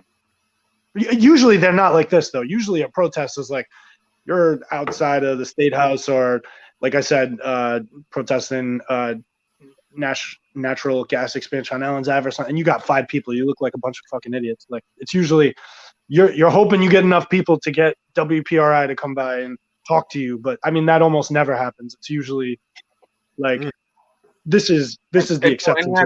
And just asking you for your personal experience, how many have your protests affected any systematic political change? That's always murky. Like so we did prevent some natural gas expansion in Burrowville before, or at least like postponed it. I honestly, if you want the honest truth, it's usually just a marketing tool to put in the hard work. I always say, like, if you do a work 0 to 100, it's like, yeah, I mean, he's yeah, I mean, usually you don't get to it. I mean, you try, but it's like what you're looking for is 0, and you win 100 points. Chinito is 0. That's why I beef with it. Like, nigga, oh yeah, well, we're angry. We gotta do something. Okay, I'm gonna sit in my crib. I'm gonna email the mayor's board peoples that can get a direct message to that nigga. And hey, you and I, we need to sit down, George. I got some words that we need to exchange, and let's talk about this. You know what I mean? My neighborhood, like, I don't like. There's a bunch of niggas that are out here gangbanging. People who are elderly are afraid to cross the street to go to the market, to go to Aldi's. It's a problem. What are you gonna do to tell the fucking police safety commission, whatever that nigga's name, Capari, get him on the horn and tell him to get the chief to get the patrolman over here to do their motherfucking job? because I can't have 50-plus-year-olds afraid to walk to the market in the neighborhood where they pay taxes because there's 7 kids that want to hang outside G.I. Joes every fucking day wearing red like they're Bloods. But if I walk up to any of these motherfuckers and have a conversation with them for 2 minutes, I know that they got initiated 7 minutes before I walked up to them. 7 minutes. You know what I'm saying? So, Jorge. They got jumped in 7 minutes ago. Fix it. But that's why I do think that a rally or a protest can possibly. So if you have 10 rallies, maybe the 11th one you get 100 people, 200 people, whatever, something like that, and then you hope. Really, like when I worked with the Green Party, it would always be about recruitment. So we'd show up, and our email list was pretty extensive. That's what we were trying to get, so that we could get people to call politicians, to overwhelm them, to join grassroots movements, to do things like that. So a rally itself, it's very rare that you get a rally like you did in Minneapolis where, like, I was dumbfounded. Like, on day one, they fired all 4 cops. I was like, what the fuck? That never happens, right? And then because it was so big, it was so crazy. And that can happen. But, I mean, I think Wole would agree. I think it's usually just like it's about getting that community together to communicate with one another. Was it more outrage that they reacted, or was it because of the actual protest? No, it was both. It was both, Fredo. They were scared. They were scared. Oh shit! Like, they might burn down the substation. Wink, wink. And holy fuck, how do they still have jobs? Because how many? If we list all the people who were killed by police just in the last 3 years alone, and we literally mapped out the timeline for how long it took for the officer just to get arrested, not prosecuted, not charged, just arrested. How many names will we come up with? And just it's a long list. That's a really long. In 3 years, bro. I had to scroll. If the list is so long, I had to scroll on my phone. It was on small font. That's what was so crazy. Bro, there's over like 400 names since 2012. There's Trayvon. My question. 1,000 names. Yeah. I don't know. But 400 that are popular that people know about. The other 600, that's the thing. Like, the other 600 names, we know the popular ones. We know Eric Gardner, Philando Castile, Trayvon Martin, Ramarley Graham, Sandra Bland. We know the popular names, but there's there's somebody that got killed by the police like at the end of last week. I don't even know that motherfucker's name. Yeah. Because everyone's talking about George Floyd. Because the media picks and chooses, bro. But go ahead. My bad. At the end of the day, though, I just at least they acknowledge it, though. Because at the end of the day, if there's 100 names a week, and they pick one name, at least they picking a name. It could go on deaf ears and cannot be a thing. All right, so I'm gonna play white devil's advocate real quick and use your same logic against you. So if what the fuck is that? The helicopters just went over my house. What? No, hold on. So apparently these agitators, bro, they're throwing bricks on 95 and 146. Yo, I heard they've been tearing up Garden City since 5 o'clock. These are not our people. I don't know who the fuck these people are. Just white college kids and a couple knuckleheads. But what the fuck was my tearing up Garden City? I should have been down with that. The fuck, they got some nice stuff over there. Pottery Barn is the shit. Let them use that white color. Let them not get shot. Listen, I bought a house. Okay, I need some furniture. I'm just. Your house is nice though. Have you been there, Wole? Yo, I should have been at the birthday party with you because I know you was wilding out. No, you don't know nothing. Don't listen to Star. Don't listen to her. I don't have to. In all seriousness, I agree with Chinito. I have no idea what these agitators are getting from this. I think if anything, it's taking away from the cause that everyone's really working towards, or everyone's working towards at the moment. What's funny is that I remember like the birth of hip hop when New York had that blackout, and then they just looted New York from that blackout, and then we got hip hop with the most amazing artists, the most vibrant genre of life ever from that riot, from that blackout, from them looting and stuff like that. And it's like, what year was that, Fredo? 1971, when Fredo was born. I want to say 79, 80, 79. Oh, so you were like 26 in that year. All right. Wow. Damn. I knew it was coming. Yeah, I was waiting. I knew it was coming. I was waiting. I was waiting for a Shabba Ranks When Fredo was 47. Yo, my shit is rough, bro. I can't wait till Friday. My mama gonna make it beautiful. Look, you should have been on that Shabba Ranks. Beautiful. My shit is trash, man. I know. Keep making jokes. My shit. Mustache is in my nose. The part in between though is mad thick. Leave him alone. Leave him alone. Yeah. But it's there though. My bad, Fredo. I apologize, nigga. No. But at the end of the day, but my thing is, where do we? It's been 50 years. The civil rights movement was 50 years.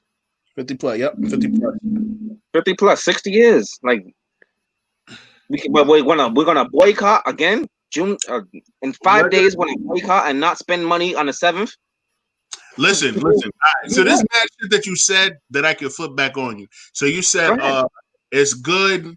It's good because what you just said something about this one. You said it's good that the media picks one name out of the 100 if there are 100 a week.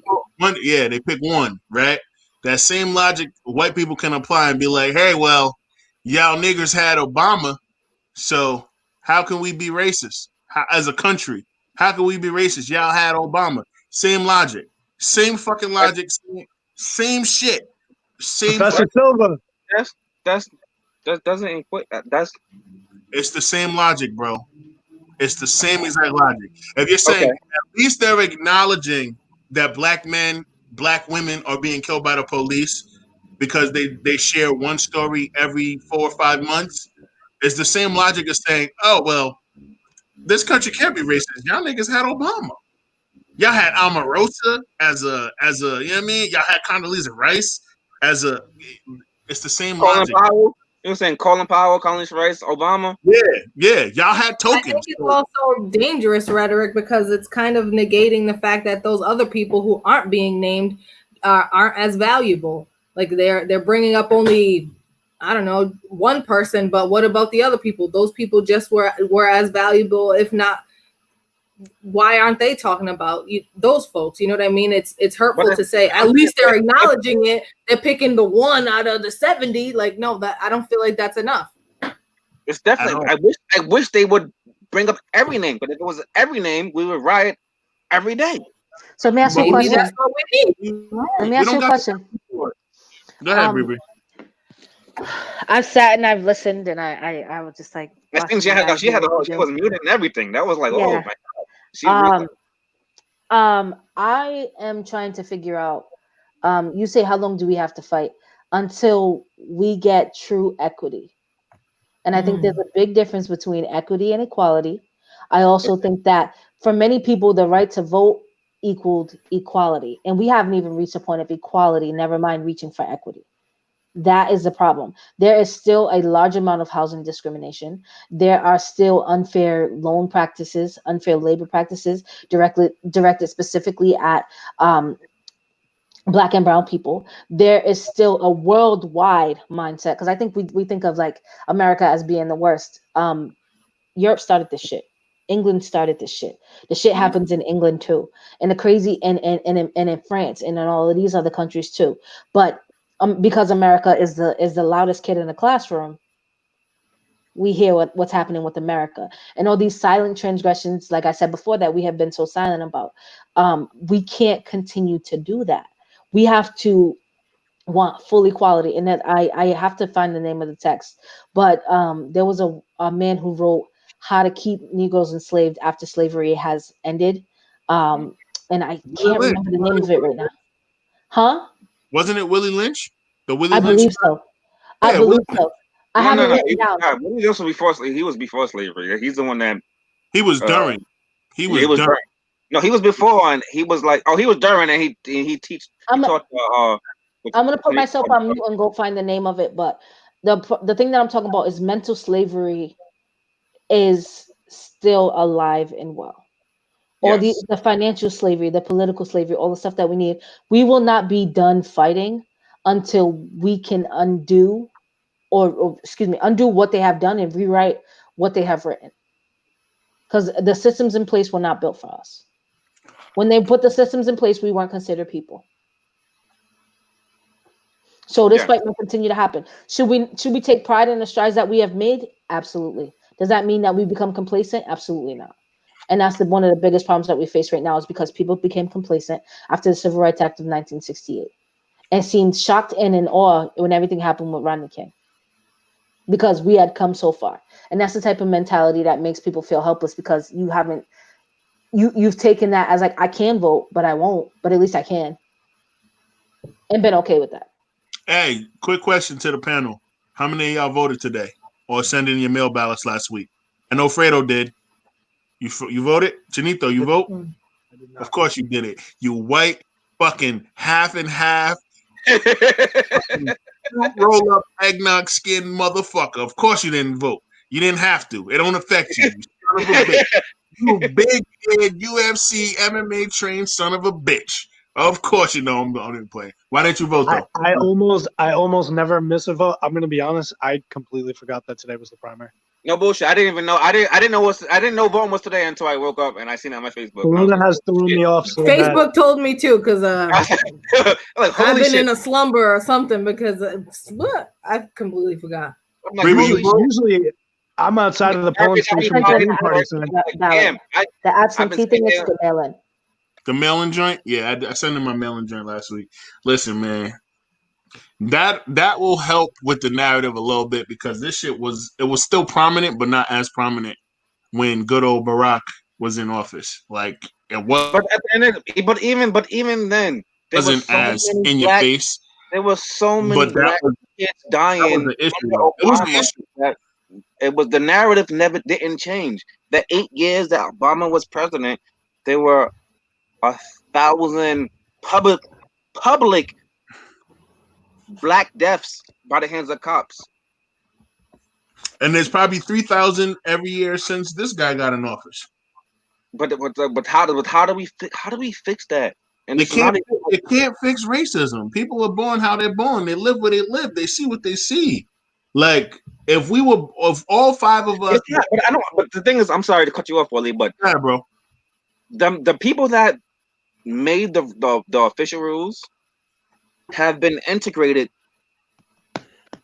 120 years since then. Like, how does that even? How does it still work? You're talking about the people who put these racist laws in place? Yeah, and it's how are their descendants still being racist? What are you asking? Yeah, that's my question. It's like with the integration of this Hispanics, there's Asians, there's blacks, there's. Bro, you never met an Italian dude who just hated black men like you and myself, or black and brown men like you and myself, but just because would treat us like shit, but would date our sister or Aunt of ours in a heartbeat and treat her like a goddess, but say Alfredo, you ain't never met an Italian like that, or I'm trying to understand how that happens. And how do we fix that? That's my not. I don't understand. I don't want to say I don't know how that happens because, I mean, I still eat pig feet. I don't have the answers for you. Pigtail, and that's I don't have the answers for. I don't know. I'm not a white man who's attracted to black women but hate black men. I can't answer that question for you. All I know is, in my world, it exists. It happens all the time. A motherfucker who owns a spot on Federal Hill can own an Italian restaurant, only date Latina women exclusively, but hate black men. Will forbid Latino and black men from going into their restaurant and say security, don't let them in. And what ethnicity are the security guards? Latino and black. You can work for me and keep your kind out. But I don't want you to I don't want you to I'm gonna try to fuck your sister or marry your mom or your aunt. Like I can't answer that. I don't know. I have no idea. All right. So I mean, so the reason I want to join this podcast is like I understand we're upset with the riots, whether the perpetrators be white or black. there's a systematic flaw with the system, and Yes. they're burning stuff down. I mean, Yes. like how if you can't, how do you fix the system? How like you going politically? Like we have a bunch of Latino and Black politicians locally. My baby's mom's aunt is a politician. Like Who that? Fredo's mom. Don't start naming names. Oh, yeah. Name right. names. Name names, because that might be the one that We ain't don't shit. know. We don't want to know who you've been sleeping with, Fredo. I got You two don't of have calling them. people out. Stop. I got two Shut your old young ass up. You just mad because Definitely not as old as Fredo. yeah, but Yeah, you watch mad it. that- Yeah, watch your mouth, Rowdy. Yeah, your forehead. I'm ain't glistening. sorry that you even heard that. Yeah, you got your hearing aids in today. Oh Jesus! Oh, You're just mad that you got the same shine man, because his shit is glistening and your shit looks rough. Your forehead looks borderline gray. that's It should the First of aquaphor all, right there. it's the That's lighting. My forehead is always shiny, okay? That's the aquaphor. But no, let's get back to the topic. No, bro. But I'm saying, even if we get the politics, how do we get them to fix the situation? Because if again, Black people don't vote for Black people, and then we've been systematically. Wait. What do you mean? What are you talking about? Black people don't vote for Black people. What are you talking about? Do enough Black people run in Rhode Island in the first place for us to vote for them? No. Yeah, you're right. The question that you're asking, bro, is so multifaceted. There's so many layers. There's so many answers. We're not civically educated enough. We are not We're not financially literate enough. There's mad reasons why Black people are not more prevalent in politics locally. But even with all that shit said, that's not even locally. That's countrywide. Like, I mean, I understand. Like, there's Black mayors. There's Black mayors and Black governors, but there's still atrocities that happen in their states, in their cities. One of the biggest problems is that, like, when we talk about there being Black mayors and Black presidents and Black this, we talk about it as though it's the anomaly. When we talk about a white person being in power, we talk about it as though it's the norm. that's a good point. Yeah, how do we change that narrative? But that is the narrative. You gotta be in those That is positions the more. norm, though. Is that not the You norm? gotta be in those positions more. Like Black people don't want to be cops because of the system and the stigma that comes with it. If you're a Black cop, you can't be trusted because Black people don't trust cops. People of color don't trust cops. So when I grow up, 70% of the last two police countings that happened in Providence were Black. The most diverse ever, and there were what 75 fucking graduates with 11 minorities. Get the fuck out of here! Yeah, last year there was 70% minorities, and the year before that was 45% minorities. Out of how many people? Out of how many officers? Like, what are we talking about? 45% of 40 people is not a lot of people. I think every economy is what a 110. It's only 110. Yeah, so 45% ain't shit. It's 40 people. 70% of 110 is 70 people, but how many cops are already on the force that are white that don't live in Providence, and then multiply that by how many Black and brown people are in Providence, and then multiply that by how many white people live in Providence out of the 325,000 who populate. That don't mean shit to me. I don't like the numbers, so like it don't make sense. So again, you're asking the same question, bro. There's no direct answer. There's only solutions on how we can nip and tick at this shit, like little by little. Like you can do things locally on a smaller legislative level.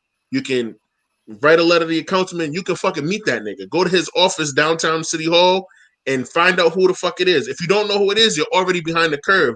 Like my attitude right now is like if you can't tell me what ward you live in, who your council person is, who your state senator is, then I don't want to hear shit about you complaining about shit that has to do with the city, the country, the state. I don't want to hear it because you don't know. You don't even know who represents you.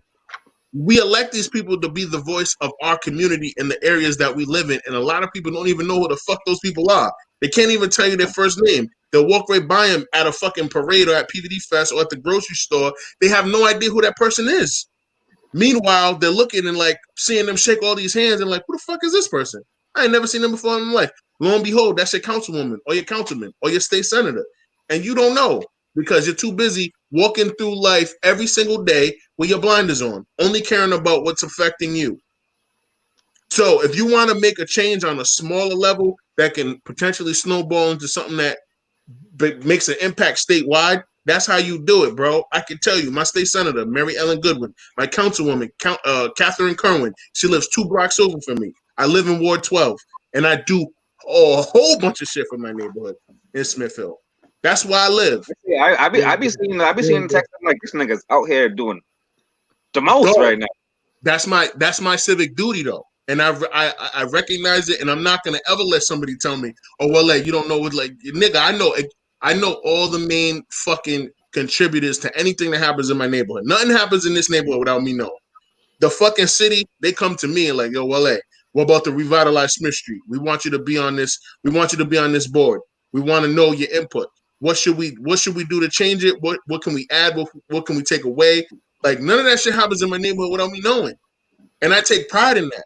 But I can name 75 other motherfuckers who claim to be millennial leaders that don't know shit. They couldn't throw a rock at their local representative if you pay them $20 to do it. And so like on a local level, bro, that's how you affect the change, because you start changing the faces that sit in your local seats, then those voices will go to Washington, and then hopefully they're advocating for laws that affect the people that look like you if you maintain those relationships. Outside of that, bro, this looting bullshit, it ain't doing nothing for nobody. Friday's going to be a shit show. It's not going to be a kumbaya story like last Saturday was. It's not. There's going to be motherfuckers out there armed to the teeth with rubber bullets in their guns, tear gas, pepper spray, mace, the whole nine, ready to knock some fucking heads. My little cousin could be there. Your little cousin could be there. It don't matter. But they're going to be on the defensive now. Saturday, it was cute. Okay, they marched on the State House. This Friday ain't going to be that. Bree just sent me some shit that's like part 2. Like, no, I don't. Yeah, nigga, do you think that Martin Luther King and fucking James Bevel and all these niggas was sending out flyers to protest? No. If you didn't go to church on Sunday when he gave the speech, if you didn't hear it, you didn't know about it. And if you were at the service and were lucky enough, when you got home after service, you got on the phone and you called people, yo, we're going to march on Selma on Monday. You need to be there. It's going to get real. People might die. Motherfuckers might get locked up. So be ready. Niggas got flyers, dog, on Facebook. Before we continue, though, I need to acknowledge some of the comments on the live feed. One where I want to see that. we miss a lot of different comments. Mostly people like expressing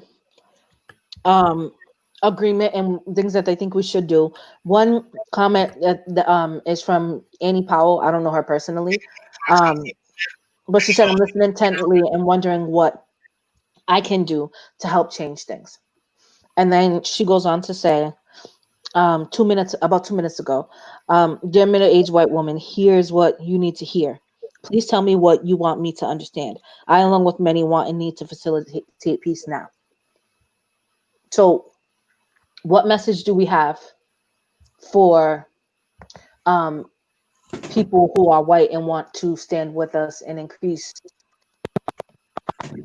peace in our neighborhood, help to change the narrative? What can they do? You're breaking up, Nick, bro. Yeah, that whole shit broke up, unless I'm the only one who froze just now. Can you guys hear me? Can anybody hear me? I can hear you now. I hear you now. You froze up. Say what you just said. I heard something about white women. What? Oh, man. I heard no. She said white people. She said, "What can the white people do to?" I'm sorry. Go ahead. I'm assuming Annie Powell was one of your friends, Wole? Yes. So she asked what she can do. Yep. She wants us to tell white women what they can do, because they want and need to facilitate peace.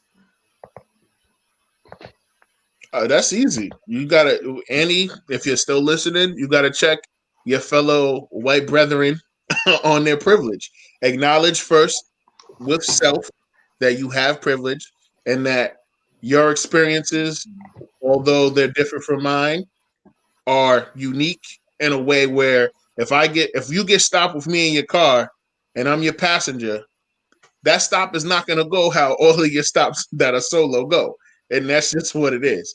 And if you can acknowledge that and then take your voice and use it as an ally to advocate for nonsense like, the fucking microaggressions that white people love to use about, oh, they're lazy, or oh, those animals, or oh, those monkey, whatever. All that kind of shit. If that's happening around you, then you're not an ally to me or anybody that's on this panel, because you're allowing white people and their prejudice to manifest themselves when they're in your presence. And that's the type of shit that I don't fuck with. And on a grander scale, like that's just how you have to do it. Personally, you have to make that commitment. It's hard to challenge other white people when you're a white person on their shit. It's hard to do it. You're gonna lose family members. You're gonna lose friends, because a lot of white people are not you. They only go off what they fucking see on media, in the media, and all of that shit is trash. This ain't Law and Order SVU where every fucking rapist is a black guy or or a Latino guy.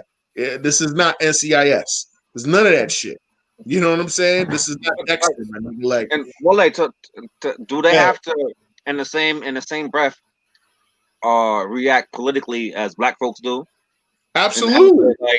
If we don't have white allies screaming Black Lives Matter, bro, the movement would have been dead after 2012 when it first started after Trayvon got killed.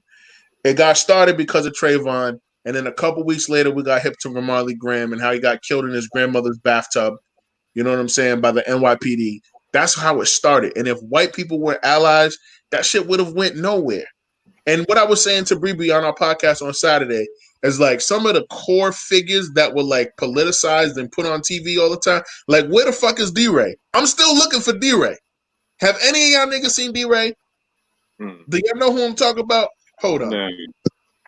You don't know who I'm talking about, Fredo? They get a little money in the hands and the cause. That's what happens. The other thing that I think that we could do is monitor our consumption. So monitor the places that we're spending money in that promote racist ideals. Monitor the type of media that we promote that is popularizing negative stereotypes of people of color. Look at all of that, because that matters. Check your own mindset. Check to understand that what you're watching, though it may be ha ha ha funny in the moment, has long-standing consequences. Ooh, where is this nigga? Has long-standing consequences. So where is this nigga? Stop. Can you close that window, please? Because this is giving me a headache. Where's this nigga at? MIA. Ain't seen him in how long? That's what I'm saying. That's all I'm saying. When it comes to leadership and consistency and all that, that nigga was on CNN, MSNBC, CNBC, Fox News. Oh, Black Lives Matter is the movement. Da, da, da, da. Where the fuck is that nigga's royal blue vest at now? Where is it? I was telling Brie on Saturday, you got these temporary fucking freedom fighters, nigga. Clout. He got a couple checks, got paid and dipped. Where's he at? We're nearing 2 hours on this shit too. Like again, like but at the end, to his defense, to anyone's defense, even 5 seconds of just highlighting to the plight of blackness is big. I don't care who says it. Tom Hanks, Harrison Ford. Harrison Ford. Doesn't matter. I don't care who says it. Harrison Ford. I don't care who says it. I don't care who says it. It's no. If you black and you step out and say you're a leader of us, and then you disappear after a while, like, nah, fuck out of here. I'm good. Just like I don't. There's a lot of leaders in Prov that are black leaders that I just you're a clown. Everyone knows you're a clown. Funny. I was saying that I might have made a post in January when the whole pandemic thing was like a thing. And I'm like, damn. So I'm glad Kobe ain't get that mayor shit. I'm like, because that shit would have been vicious. Like a black man being a mayor during COVID. Like no one said nothing to a law. Like the Dominican. Oh Lord. He's Guatemalan. He's not Dominican. He's Guatemalan. Yeah, full blood. Nigga, you see how tall he is? No, I see his nose.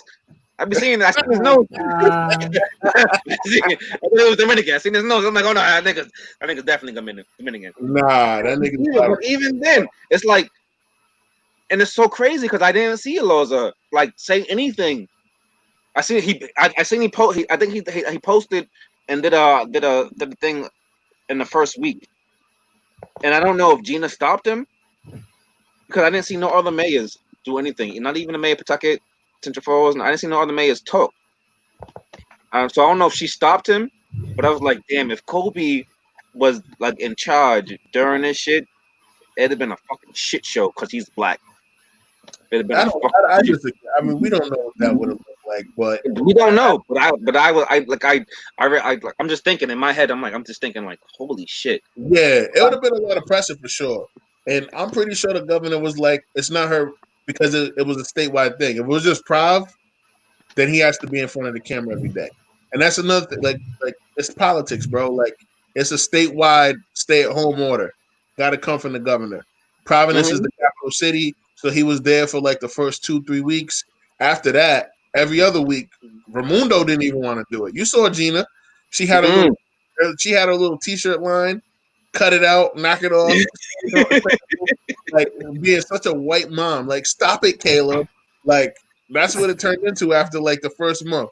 But we're over 2 hours with this shit, man. I appreciate y'all for joining in and for sharing your take on this. Damn. I'm giving everyone the opportunity. People are dropping like flies now. Yeah, and it's been 2 hours, bro. It's been 2 hours. So I can do shit for the rest of the night, but I'm just saying. Eat a popsicle. Closing thoughts. You have 60 seconds. Everyone got 60 seconds.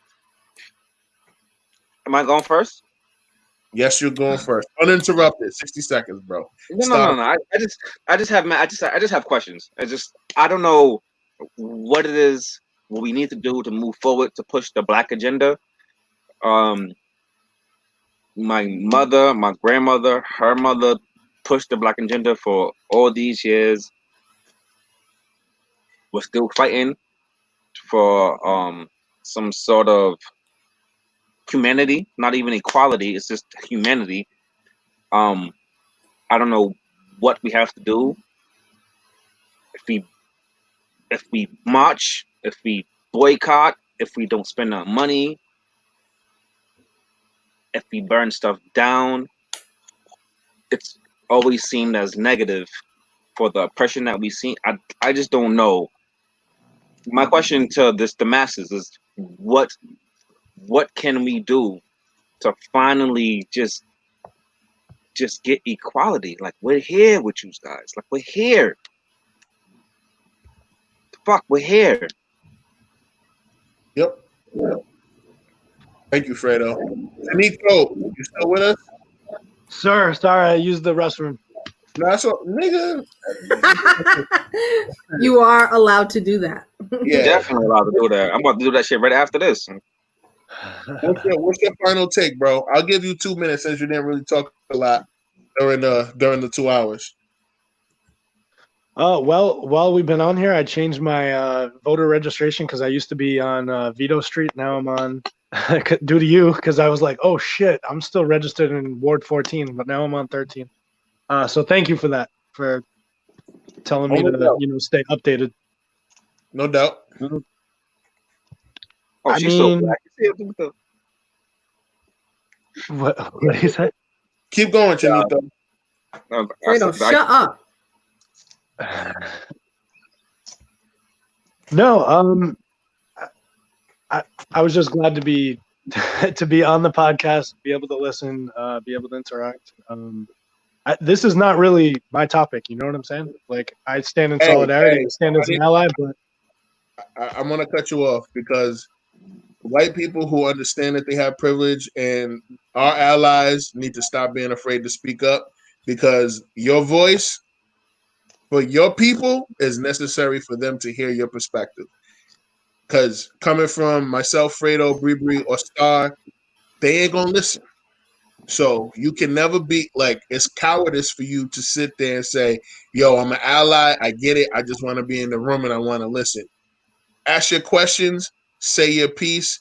Again, like I prefaced this conversation, this is a judgment-free zone. We're going to meet each other where we at. We're going to allow a space for us to ask questions, bounce off each other, agree, disagree, whatever.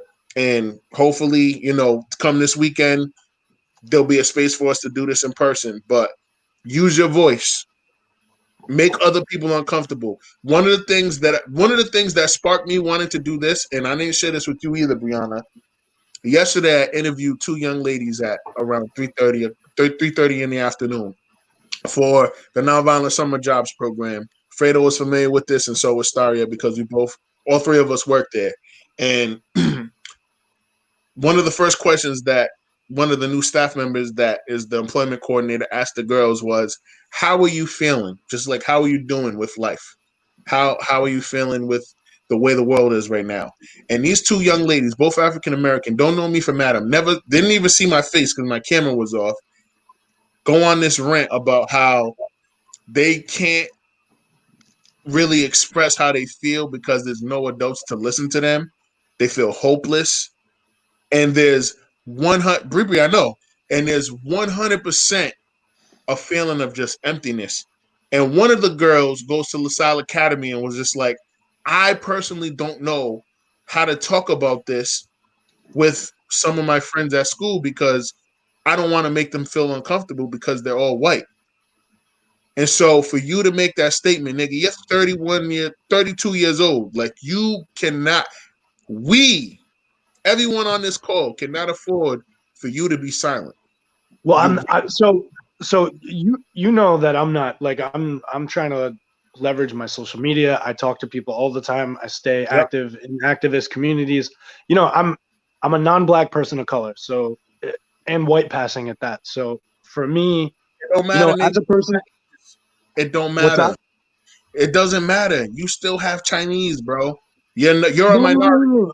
But what I'm saying is, yeah, like, I talk to people all the time. I try to educate people politically. I try to educate people on grassroots movements. Like I said, I recently got involved with the Poor People's Campaign, which is run by Black people and people of color, and I want to be 100% on board. But in these specific conversations right here, I just don't feel like it's my place to, like, to ever. Even at the rallies, sometimes they hand me the microphone because they know I'm loud or something, and I'm like, no, give that to, if it's a queer rally, give it to a LGBTQ person. If it's a Black Lives Matter rally, I shouldn't be speaking. You know what I'm saying? Yeah, behind the scenes, absolutely, but if I never would want to detract or. I'm sorry, but yeah, can I interrupt him just a little bit? Like, sure. No, I'm saying, my question is, do we need like some Black representatives of the city? Of, like, do we need who does Black people have? Like, do we need that, like a Black representative, a Black person in power, like a Kobe? Like, what, like, even if he ran for mayor, didn't get the mayor, but should he be speaking about this right now? Like, is that a thing? If he wants to, could be that. Why aren't you that person? I don't have the political connections to do anything like that. You could you could have been to the protest on Saturday. They just put the mic in front of anybody who was in front of them. How do you think he built those political connections by speaking up in the first place? It's not all on somebody like Kobe to do it. We have to speak up too. We can't have somebody just be the face of all of us. Yes, we should have organization, but it starts with having the willingness to speak up. And I just think that, like, yes, we have community leaders and they should be standing up and stuff like that, but it's hard to put all of that on one person's shoulders. And if you're looking for a message that Kobe has shared, he actually shared one about about hour and a half ago. Um, if you go to his page, you'll see it. With a group of people, he shared a message, so you can look at that. I don't know, but that was just my input, because he was saying that he don't feel like he needs to be in the space to speak at all, but we don't have. He's saying he doesn't want to speak for something that he's not. He doesn't want to take the voice away from someone and speak for them, seeing that he's a white passing person of color, because they need to start listening to the voices of the people who are actually going through it and not just taking it because a white passing man said it. Exactly, but do we need a entity, a person to have, like, to give the mic to, and, like, you know what, you speak for the people, because we're collectively going to give you just the arena. Can I tell you something? You know who speaks for you? Your council people, your senators. The people who speak for you are your council people, your senators, your elected officials. Those are the people who speak most directly for you. So if you want those people to start looking more like you, start speaking up, bringing like-minded people together, start encouraging people who think like you to get into those arenas, or get into that arena yourself. Facts. That's all I need to hear. That's facts. And it's hard work. Take it for two people who worked on Kobe's campaign day in, day out for no pay, voluntarily, for fucking 12 months. The level of prejudice we were met with, and all of the fucking unnecessary obstacles we had to deal with, just because we were a predominantly black group of people going by this black dude in a city that's, 12 or so% African American. It was rough. It was a lot of fucking work. Bree had to post on his social media, all platforms, every fucking single day with updates. You have to be on top of your own personal pages. You have to shake hands and smooth with people you don't give a fuck about. That shit, and you have to censor yourself. I hate censorship, which is why I will never, run for city council. Fuck that, nigga. I'm telling these jokes. I'm good. Don't bring none of that next to me. I don't want no parts, because there's too much shit that you're responsible for. That's why you get in dumb shit. You hear what I'm saying? You go to a Paw Sox game with a fucking another minor league hat on, and it's a headline. It's like, are you kidding me? But you signed up for this shit. You're the mayor of Pawtucket. You can't wear fucking Four Rivers baseball team's hat. You can't do it. There's so many rules that are connected to this shit, and it's not easy. That's why, despite our best efforts, even when Kobe got demolished. This nigga lost by like 8,000 votes. It wasn't even close. They bent us over and spanked us on the ass in the primary. But he walked out of there with his head held high.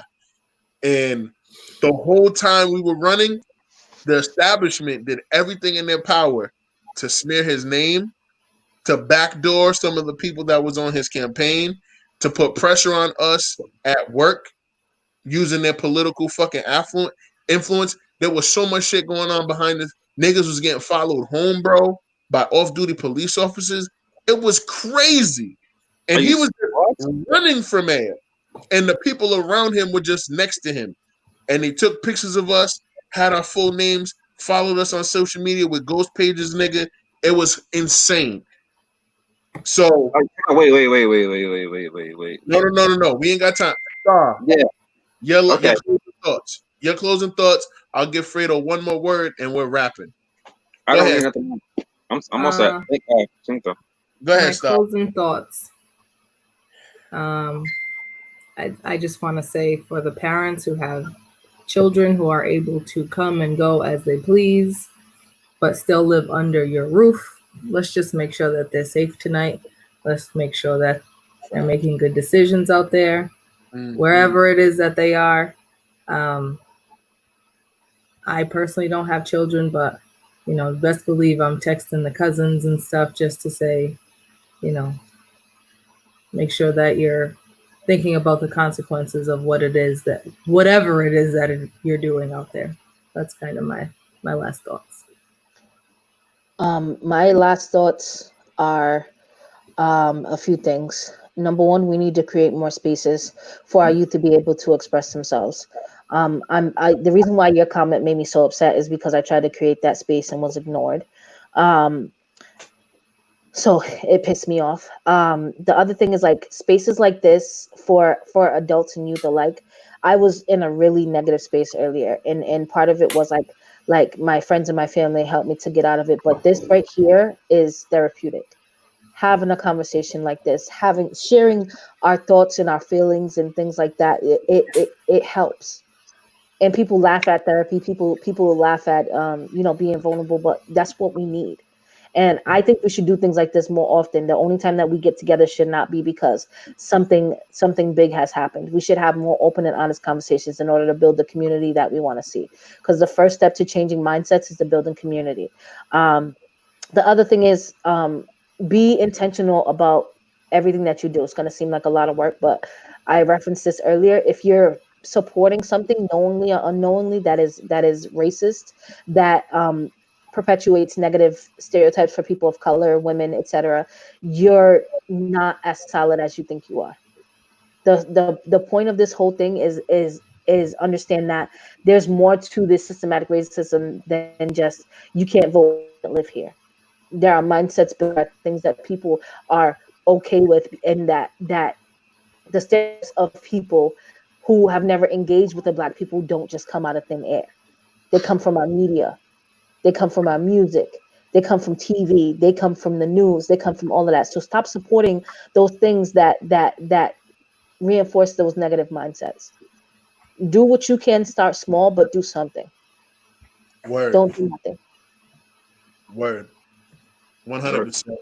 And like I said, man, Saturday we back at it. Bree, your statement, your comments are for everybody else because you and me, we have the space to speak on the shit every fucking Saturday. Follow the Pregame Podcast on Facebook, niggas. The latest episode 281 is up now. We talk about this, but not in this detail. George Floyd's murder and some other ratchet shit. But yeah, I appreciate all of y'all for joining, man. This was dope. Longer than I expected, but listen, it's necessary. Style, you don't be shaking your head like you got shit to do in the morning, nigga. Listen, niggas is hungry, okay? I still have not had dinner. Oh, That's a choice. You be at. Yeah, that is a choice. Let her know. Let her fellow big forehead get ready. That was not a choice because nobody wants to watch me eat. As hungry as I am right now. Because you eat like a girl. You eat like you don't. You ate something. You was probably eating a salad anyway. You was like, ooh. No, this was a I'm like this.